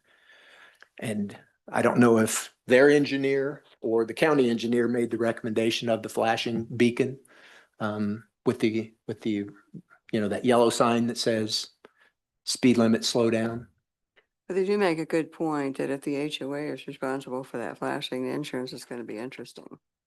Well, at the end of the day, they're not responsible to maintain it. They're responsible to pay for it. To pay for it. Yeah, they're not going to be going out and doing it. The language also includes a provision that requires them to change whatever it is if the county engineer determines in the future that something else needs to happen. Right. The HOA has to pay for that upgrade. What if there's no HOA? Yeah. Yeah. Well, the HOA will be created as a part of it. But they fail. They Sure they do. HOAs fail. Sure they do. Sure. Cities fail. They can go, they can. Yeah. Disincorporate or whatever. Well, if they try to disincorporate, then they're going to be violating an agreement with the county and our development agreement. There's a way to stop that. Okay, so if So- something does happen, then the homeowners that are still there. They're still liable. Responsible, Yeah. liable because Yeah. the HOA has to be. in Yeah. place. And it would include the two that are on the other side that don't access it. They're part of the HOA when it was incorporated initially. They are legally liable thereafter.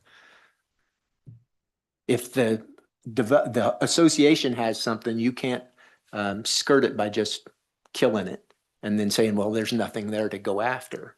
Each of them individually would be the issue. And who's maintaining the current traffic control? If that somehow malfunctions or something? It will become a county piece of property. The county will own it, and if the county has a problem with it, they get noticed that it's not working the way they want it. They'll provide notice to the HOA that here's what it is, here's what it's gonna cost, send us the cash. At least that's the conversation I had with Kip over there of how they discussed they wanted it done. I just said, provide me with the language you wanted and I would incorporate it directly into our development agreement. And I did. So that's what's in there. The issue with the single entrance, that does provide an element of safety in some ways where you can't have people racing in and out like my subdivision, Harbor Lakes. There's one way in and one way out. And right there off of W, that site right through there, and people come speeding through there with boats, big rigs and everything else. So it requires a modicum of paying attention. And patience, Yeah. sitting in line. You want to, Yeah. keep yourself alive. So, Yeah. I understand. I understand the concerns of everyone here. What I don't see is how a second entrance really is going to affect all that. It would, simply a second entrance wherever it may be. If there were two entrances, would simply move that traffic to that location. But it doesn't take away the exacerbated issue. If it was all coming on Mount Olivet, if you recall when Monterey was coming in, Yeah. Mount Olivet was about to be, it was much worse than 144th because it was the street that was focused on. So where the traffic's coming is where the danger point is, the concern is, if you move it to two places, now you have two issues. That, Whether you moved it over to the other side, Mr. Yateman would love the road to go over there, but my guess is the owner of the lot north of that area would say, why are you moving it to me? It's just kicking it over to someone else. So Yeah. So that's you're stuck with, decisions that are, I can move it here and piss them off or leave it here and piss them off. It's gonna Right. happen. Cause nobody wants the traffic right by your house. Nobody does. Well, the Olson rendering would still be on the developer's property. Mm-hmm. And I think that should really be considered. Because then that's isolating it more to his property. That lot one. Yeah. And that, the only question becomes, is it developable? Does it burn all that land to the north side of that road? Cause then you'd have however deep it is, but 500 feet long lot, that's the only question. But I mean, it is certainly within this commission's purview to reject and suggest what he would have to do to get your approval. That is within your purview. It's in your guidelines for review on how you can do it. That's one of the things you can do. And as far as these guidelines, do we need to approve them all in one, or can we just? No, say the guidelines are simply, A, B, C? yeah, no, the guidelines are simply for you to use that in making your decision. You don't make a decision on each one. This isn't zoning. Zoning is where you have to make a finding of fact. There are no findings of fact in a subdivision plat. It's a thumbs up or thumbs down. You can condition approval on, here you can pause it and say you have to make changes. In order for me to approve or us to approve it, we need you to do this, whatever. Those are all your options, but you don't have it, you're not making any specific findings. Yeah, you mentioned a couple times, development agreement, but I didn't see one for this. I just saw one for the Yeah. battery. And I mentioned it in the staff report, and the findings somewhere in there, because there are only two items in it. They have to do their own water with county water, and there's a street. Okay. And the street, agreement it incorporates the language the county gave me for that light, that sign, and the standards for Black Oak. Cause Black Oak isn't a full depth asphalt street like these would be in here. And the agreement is they have to, where Black Oak currently stops, which is well short of the right of way, they'd have to go back with full depth city standard road with subgrade preparation and 8 inches of asphalt all the way into, and then do the cul-de-sac. And then the county would agree to maintain that as part of the shared road use agreement that was discussed earlier. And they're more than happy to take over a city level street because it's usually twice the condition of what theirs are. It's, 8 inches of asphalt versus 4, sometimes chip and seal. okay, Alderman Wilson made a point about the Olson plan. I'm looking at that. Looks like it would take away quite a bit of land on this one lot here. And once again, those are all options you guys can consider. But it also appears to be very, very close to that curve, and it could be a blind curve there too. Yeah, I mean, ultimately, if we're going to debate the design of it, I think you need to look at it not from where this risk is, that risk, because nobody in here, we're not engineers and certainly not road engineers. But I think if your concern is, I'd like to see it at a different location, that is within your purview. Reject. Here's what you have to do to make it meet our approval. That would be your your scenarios. Does that make sense? What's our statutes on the minimum size lots in Um, a situation like this? in this, it's, minimum is 3 acres. There's 2 of them that are 3. There's several of them that are 3 point something. Most of them on the eastern or the western side appear to be 6, 7, 8. And then at the north there's a 15 or 1472 and a 1271, and lots 31 and 32 over there are also big comparatively. But the smallest ones are lots 30, 29, 26, 22, and 21, and 20 up there. Those are the smaller in the 3, under 4 range. Some of them are exactly 3. I believe lot 30 is exactly 3 acres. If I had better eyesight, I could confirm that. But I think that's right. If you look at page 2 of your plat, it actually has the acreage on each of the lots. Yeah, lot 30 is 3 acres.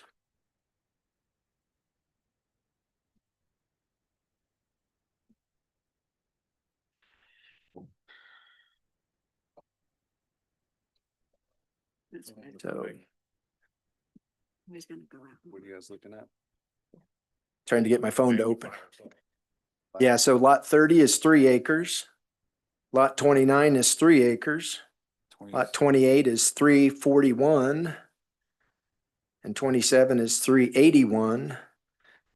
And that's along that south portion. And then across the road there, 22 is 301. 21 is 365. And then lot 8 is 4.5. Yeah. So does the county set the speed limit on this road, or do we? County does, it's a county road. I think there was discussion of potentially reducing, but reducing the road that's currently sped, it's got speeding on it, doesn't affect speed. Most speed limit signs don't affect No, speed, so. I agree. I just was But yeah, asking. yeah, it's So the- it's a county determination. And So it's not a city of Smithville will not patrol that? no, because it's not a city street. City's right of way and authority would end at that north part of that intersection of Whispering Creek Drive, where it dead ends. And then when you go further west, the north half is within the city's purview, but that's going to be part of the shared road. The county will still maintain that road. They will maintain driveway access points. They'll be in control of all that.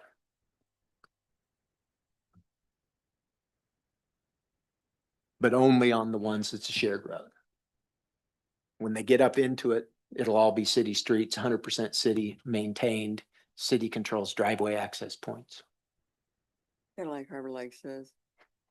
You know, I mean, Yeah. W is county. Yeah, we don't. Yeah, W is the highway and. Yep. Right. Which And we is- do have a provision that if you've got a lot on a corner, you have to take the smaller rated road to put it on. So it doesn't impact this one. None of them are on a smaller rated road. They're all residential. They're not even well, you may consider Whispering Creek Drive as a residential collector. But it's still the corner lot of lot 1 and lot 30 and lot 8. They would all need to go on either Cold Creek Court or Deer Creek Court. They couldn't have a driveway onto the bigger street.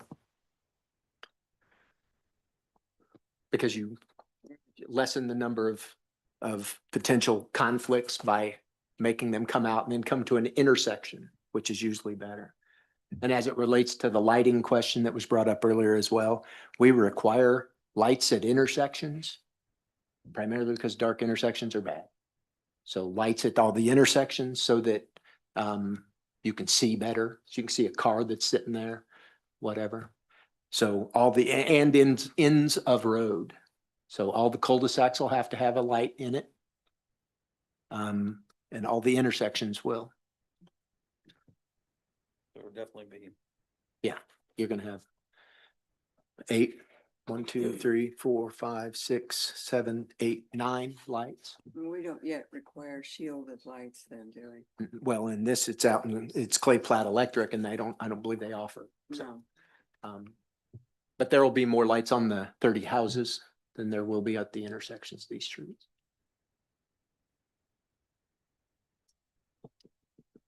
Because we have no regulation related to a front porch, back porch, any of that kind of light in residential.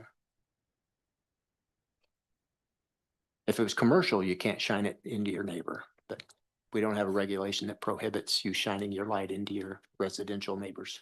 Well, touching back on that single entrance again, Hmm. I see that as more of a safety thing from my experience having lived near Five Corners and my experience living in Harbor Lakes with that single entrance. That has a tendency to slow people down considerably. Hopefully that would make a difference. How do you mean? Well, for like from Harbor Lakes, when people are leaving, I mean, on Harbor Drive, you can get a line of people. Cause everybody's trying to get to work and then you've got W. That's not And gonna if stop you're anyone on W, pardon? That's not gonna stop anybody on W, right? Oh, well, that's the thing. If people coming out of the subdivision, they have to pay extra attention for what's going on with W. So you have to be a lot more cautious coming out. And I would think the same thing would apply to these lots here. Anyone trying to come out, they're only gonna be able to come out on 144th Street. So they would have to exercise a lot more caution coming in and out. Same as anybody like was on And W. you're talking on the opposite ends of the argument. You're saying they would have to be more careful coming out, and he's saying that doesn't impact the drivers that they're gonna have to be looking out for. If I understood you, is that correct? Yeah. No, that's like W. I mean, Right. we all have to look out for what's going on W. But by posted speed limit, 144th is posted lower than Mount Olivet, right? Because Mount Yes. Olivet's 45. Yeah, Yes. okay. Yes. And it's a residential collector versus a collector. Right. 144th would be, they don't call them that in the county, but for us, it'd be a residential collector, 144th Street, simply because it doesn't have enough houses on it for anything else. Mount Olivet would be a collector that it basically I don't know that it's quite to the level of an arterial, which is only takes, arterials usually don't have driveways on them. They have roads that are collectors from other areas to feed into the bigger roads. The bottom line is we have no jurisdiction whatsoever over 144th. In this area, no. We have negotiation skills and discussion, and our engineer talks to their engineer. Well, you've got a new engineer, I guess now. He'll have to continue that process, but they've been working together on other aspects of things in various locations. 176th Street, we've got an issue that we're working on. Parts south's in the city for part of it, and the north and part of the south is in the county. So we negotiate with them, discuss them, what improvements are necessary.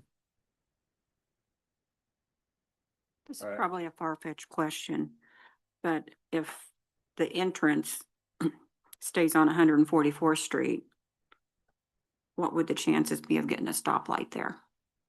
Oh, zero. I'm just, Yeah. seriously, you're concerned about all the traffic that Yeah. would slow it down if they knew there was a stoplight there. Yeah. Not a stop sign, a stoplight. Yeah, not even close to the numbers. Not even close. So I guess a roundabout's out of the question too. Yeah. Yeah. Ultimately, if you were at Mount Olivet and 144th, a stop sign has two effects. It slows down traffic going into it and it speeds it up leaving it. It's a hindrance to the driver. Now you're making me stop here. So they slow down and come to a stop. And then when they go, their speeds increase after the stop sign than what they were without one. So if they were going down that road at 50, they'll get up to 65 or so. They got to make up for the time they wasted at that intersection stopped. That's human nature. So putting in stop signs for traffic calming and the likes are generally not good for that exact reason. The reason that a lot of communities went to roundabouts. Sure. Well, you can have an accident in a roundabout and Side swipes are much less deadly than T-bones. And T-bones are the, you know, the anathema to everyone in the traffic side. Yeah, I've been T-boned. And there are, you know, this isn't an area where you can do something really other than have T-bone potentials. Everything's got to be a T intersection, unfortunately. All right, to move this along, I want to ask, is there any one that would like to propose any amendments, changes to this? Or are you okay in voting on this in whole? And if there are any questions of an actual engineer, the applicant's engineer's here, so. I guess if I had to make an amendment, it would be to have the developer look at Olson's drawing that was done of it with that different entrance. And my concern is just putting that on Mount Olivet after we've heard these exact same people come in and say there should be no more traffic on Mount Olivet, so. But when you're doing 45 out to there. That's my concern. It's. Cause it wouldn't be that far from the intersection either, right? And there's no stop sign there. I don't know the distance, but yeah, it's not incredibly far. Has anyone been to this intersection? Has anybody Yeah. said they? Yeah. Yeah, Mhm. I drive it all the time. Every day. That's correct. If you put that there. Alderman Wilson, did you want to make any kind of a motion for that? Well, and you don't have to be specific if you don't have to say, I want that. You can say, I don't want this. Does that make sense? And let the engineer and the developer decide where they want to try to figure out a better way to put it. That's really all you're looking at. Once again, there's a whole lot of people talking about traffic, and so far none of them have had an engineering degree, me included. I'm just going on experience from other developments. So if you want to do something to have it re-looked at, you certainly can. You can, theoretically, you can require a full TIS for the whole damn area. That's within your purview. That's if traffic's your major concern, you can do that. I just want you to know what your options are. The best way to handle it is to refer it back. Here's my concern, fix this concern. I don't care how you do it. We're not in the subdivision design business. We're in the subdivision review and approval business. If you don't like something, don't design it for them. Tell them, I don't like that. You figure it out. Well, I guess I really have two. Okay. It's the entrance and then the number of lots. Yeah. Since truthfully, since they have shared, the county said no to lesser lots, and now we're looking at more lots. I think that needs to be readdressed too. So what for? I'd make a motion to do a full TIS. The lot, just on that, not the lot number, but just the full TIS. I'll second that motion. Thank you. So we have one. And that would include 144th and Mount Olivet, right, Jack? And the concern around Black Oak Drive being in a floodway or whatever. Well, it Yeah. wouldn't, that's not going to be in it. If they didn't extend it Yeah. across. Yeah. Gotcha. And making Black Oak come through to have that second, if it Those did, people would just drive on it too. you're just adding more traffic because all the Greenbrier's driving through it now. They won't go around long. They'll go straight to this intersection Yeah, that because makes it's the sense. shortest path. But traffic study. Yeah, TIS. Yeah. Full TIS. I would recommend you have at least 144th Street and Mount Olivet. Yeah. And then anything else is so far attenuated. Yeah. You can't really do it, but that's the primary intersection. And then you can't really do you usually study intersections. You could study the proposed intersection with a more in-depth scenario, taking into account the other one, but. Yeah. And when they did the traffic count originally, did they actually put the sensors out like we do, or was it more of a person sitting out there counting? The traffic count came from the county highway department.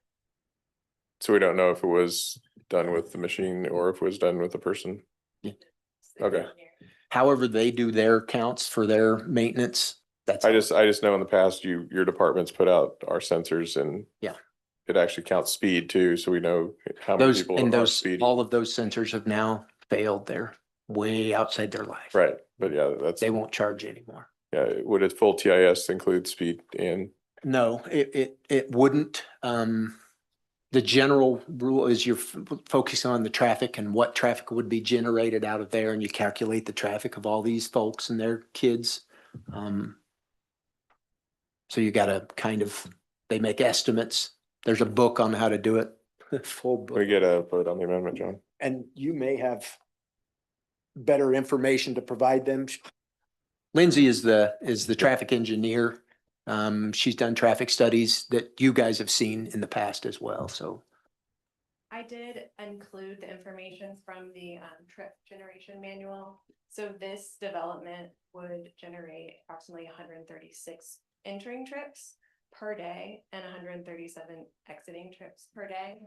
So generally in the AM peak hour, when it seems like that's the issue that the neighbors are concerned about, that would probably translate to about 10 exiting trips in the morning. So 10 cars pulling out onto 144th Street. So we could look at how that would affect 144th and not all of that, but with the existing traffic counts that I got from the county, it wouldn't be anything near warranting a turn lane or a stop or a traffic signal or any sort of improvement, which is generally the purpose of a TIS, is to look at how this development is going to affect the existing roadways and what improvements would be required of the development. So when we met Tom, he's the road and bridge director of Clay County. Out there at the intersection, we stood out there for probably an hour, observed things, talked over different ideas. And then that is when the proposal of the dynamic warning signs was discussed, and he took that back to his staff. And that was approved by the Clay County Road Division. So they felt comfortable with that warning sign telling the exiting cars, and then also the cars that are turning into the new development. It's only going to flash when there's a car approaching from the east over the hill. So it's not always flashing, so it will get your attention more and be directly tied to a sensor that's going to detect the westbound vehicles. Thank you. All right, If that- so as far as this motion, I mean, we're gonna vote on this amendment. Okay, and then what happens after that? Like, if, since we're obviously saying we want to see this before we approve it, do we Yeah. deny it and then have to resubmit, or how does this work? Yeah, ultimately, you'd want a condition, you can postpone until they come back with more information. Yeah, well, not really table, you want to postpone it. Okay. Yeah. Yeah. Okay. But yeah, because table it means you'll bring it back later if you want. Postpone means I want you to come back with this information on this date. Okay, do we have any other questions on the amendment? For a full TIS? All right, let's vote on that.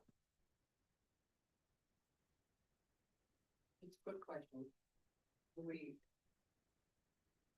Just, We're just voting on the amendment. just the TIS. Yeah, Yeah. yeah, require a TIS study for this. Final plat. Okay. Mayor Bowley? Aye. Bowley? Aye. Terry? Aye. John? Aye. Ben? Aye. Alderman Wilson, Aye. 6-0. Okay, so that's gonna be required. Now I will entertain a motion to postpone. Make a motion to postpone the final plat for the third. I'll second. plat subdivision Till the, Till the PIF is complete. okay, you got a second? Second. Any other discussion on that? Do we want to have any discussion on lots before we postpone the item and have a second amendment on lot count? I would like to see fewer lots. I think would it's too too. big because of the fact of what Clay County did, and now that's coming to us with more. I think there needs to be What would your ideal lot size be?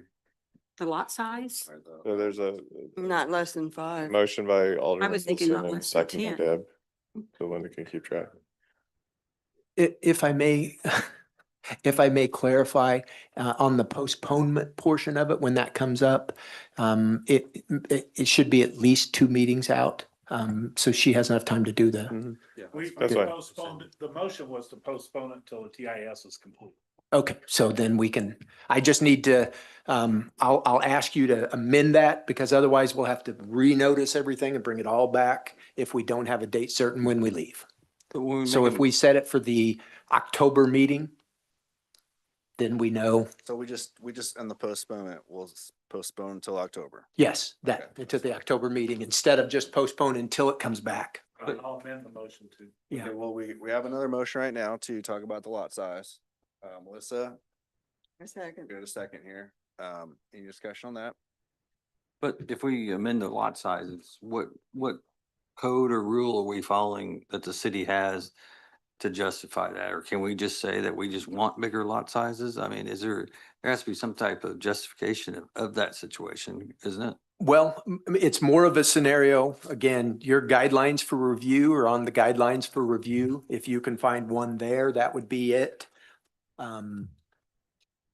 But again, we can say what we don't want to see. We can say we do not want to see 32, right? Yeah. Yeah, that's. Right. The fact that the county, if And I want to clarify, if we're going to use the county's decision-making, we probably ought to look at the county's rules first. Their rules are definitely different than ours. Well, and part of What we their- have Here doesn't tell you exactly what. Make sure you speak Yeah, in your, make sure there you you speak into go. the mic, please. That's true. Yeah, and What part- we have here, they did not specify why it was denied. And they never do, Yeah. smartly, from a legal perspective. Yeah. The other aspect of it is, since that denial, there's been a comprehensive plan for the county. And the mayor and I know we were directly Yeah. involved in a lot of those meetings. And this kind of development would not be allowed in the county, period. Yeah, the county doesn't Ever wanna- again. County doesn't want to bring on any roads, any new subdivisions like this. They want to bring in, they want those to annex into municipalities. So us, Kearney, Liberty, Mosby. Mosby. Yeah, I mean, most of these houses that exist there today would probably not get approved by the county now. Even on a 10-acre lot. Yeah. Cause they don't want the roads. Yeah. They don't want another Black Oak Drive Yeah, to maintain Yeah, they wouldn't approve Greenbrier today because they don't want the road. based on their comp plan. Yeah. Yeah. That was the whole purpose of their comp plan, was focusing, we don't want that. Yeah. You want to build on an existing road and put a driveway on it, fine. Like, yeah, 92. Yeah. Roads, driveways. Yeah, I mean, as far as like the lot size thing, I mean, I can see like section I, it's kind of, talking about. Appropriate, appropriate for current development activity, doesn't contribute to sprawl, and for inefficient extensions and expansions. Yeah, but part of the issue is you have a 1-acre lawn house that's out there too, so. It's got a little bit of, Well, and the bigger issue in that one particularly is you have 158 acres completely surrounded other than by the 60-foot Five. wide strip by, lots in the 10, 7, 5. 19 up on the north side, there's a 39-acre parcel. So you've got varying lot sizes all around. When you get to Greenbrier, they're all the 3-acre size. yeah. so it can really, And all of these are at least 3 acres minimum, right? Because they're all gonna be. Yeah, we don't allow anything less than 3 acres in this area. Alderman Wilson, do you wanna? You just want to tell them you want them to come back with something else. And keep in mind, it's better to have an idea of that number because the TIS is going to be using Right. the number of lots based upon that. Yeah, So, and I think that's why they need to be separate so we can determine the meeting date after we provide that information. Well, not knowing the reason why Clay County denied it, I think we should look at least a maximum of the same number of lots that was presented there, which is what, 28? So that would be my other amendment, is 28 lots Or less, or less. just so Linda has it with a. Lower the density. And maybe at the next, Would address some of the issues. So do we have motions? Yeah, they made motion second. And maybe we can also add, have a discussion about county's reasoning at the next meeting as well, as part of this. Well, you can talk about it, but you need to make sure you're adopting the county rules for their determination. They made a decision based on county rules, and they want all of these decisions now kicked to you guys, the hard ones with the neighbors coming out. Yeah, that's what they, I mean, they did You that. know, they want you to make those decisions because we've got rules. Right. And their rules are different. Because what we've heard here, they're not necessarily, the community out there is not necessarily opposed to it being developed. It's just the amount that's being put in there with the number of lots and the size of the lots. So that's where I would like to make an amendment that it comes back with 28 or less lots. Still have a second from you? A second. Okay, so let's go ahead and vote on the second amendment to this motion. Any other And let's discussion? call them conditions. Conditions. Condition for approval. Yes. All right, let's vote. Mayor Polly, Yes. Billy, Nay. Terry, Nay. John, Aye. Deb. Aye. Alderman Wilson, Aye. 4-2. Okay, so we have two conditions. Now I'm looking for a motion to postpone until October planning and zoning meeting. So moved. Second. Vote on that. What about notifications of these being reheard? All this has has occurred, but that's not being notified at all. There wasn't a sign out there till last week about this meeting. The whole annexation and the rest of it was all done. Wherever he notified people, he made sure that we didn't know. It says letters went out 185 feet on the 22nd of July. We never saw it. 185 feet is, I don't know who got it. This has all been done in a very shady manner. That's really. That's the state legislature that set the number. We didn't set it, state legislature. And we have 4 of those letters returned in the mailbox now. Okay, well, I mean, you guys know it's coming, right? In October, so just if you guys can just look at the city website, things like that, just look out for it and know it's on the way. Yeah, if you make the motion to set it for the October meeting, they will know when they leave that it's on this date.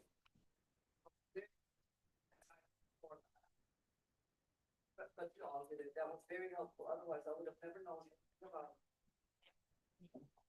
And we were pleased that this one stayed. They usually get stolen. Okay. Mayor Bully, Yes. Billy, Aye. Terry, Aye. Deb. Aye. John. Aye. Alderman Wilson, Aye. 6-0. October 13th is the date of that meeting. Motion to adjourn. Second? Second. All right, all those in favor say aye. Aye. Opposed? No? Okay, we're adjourned.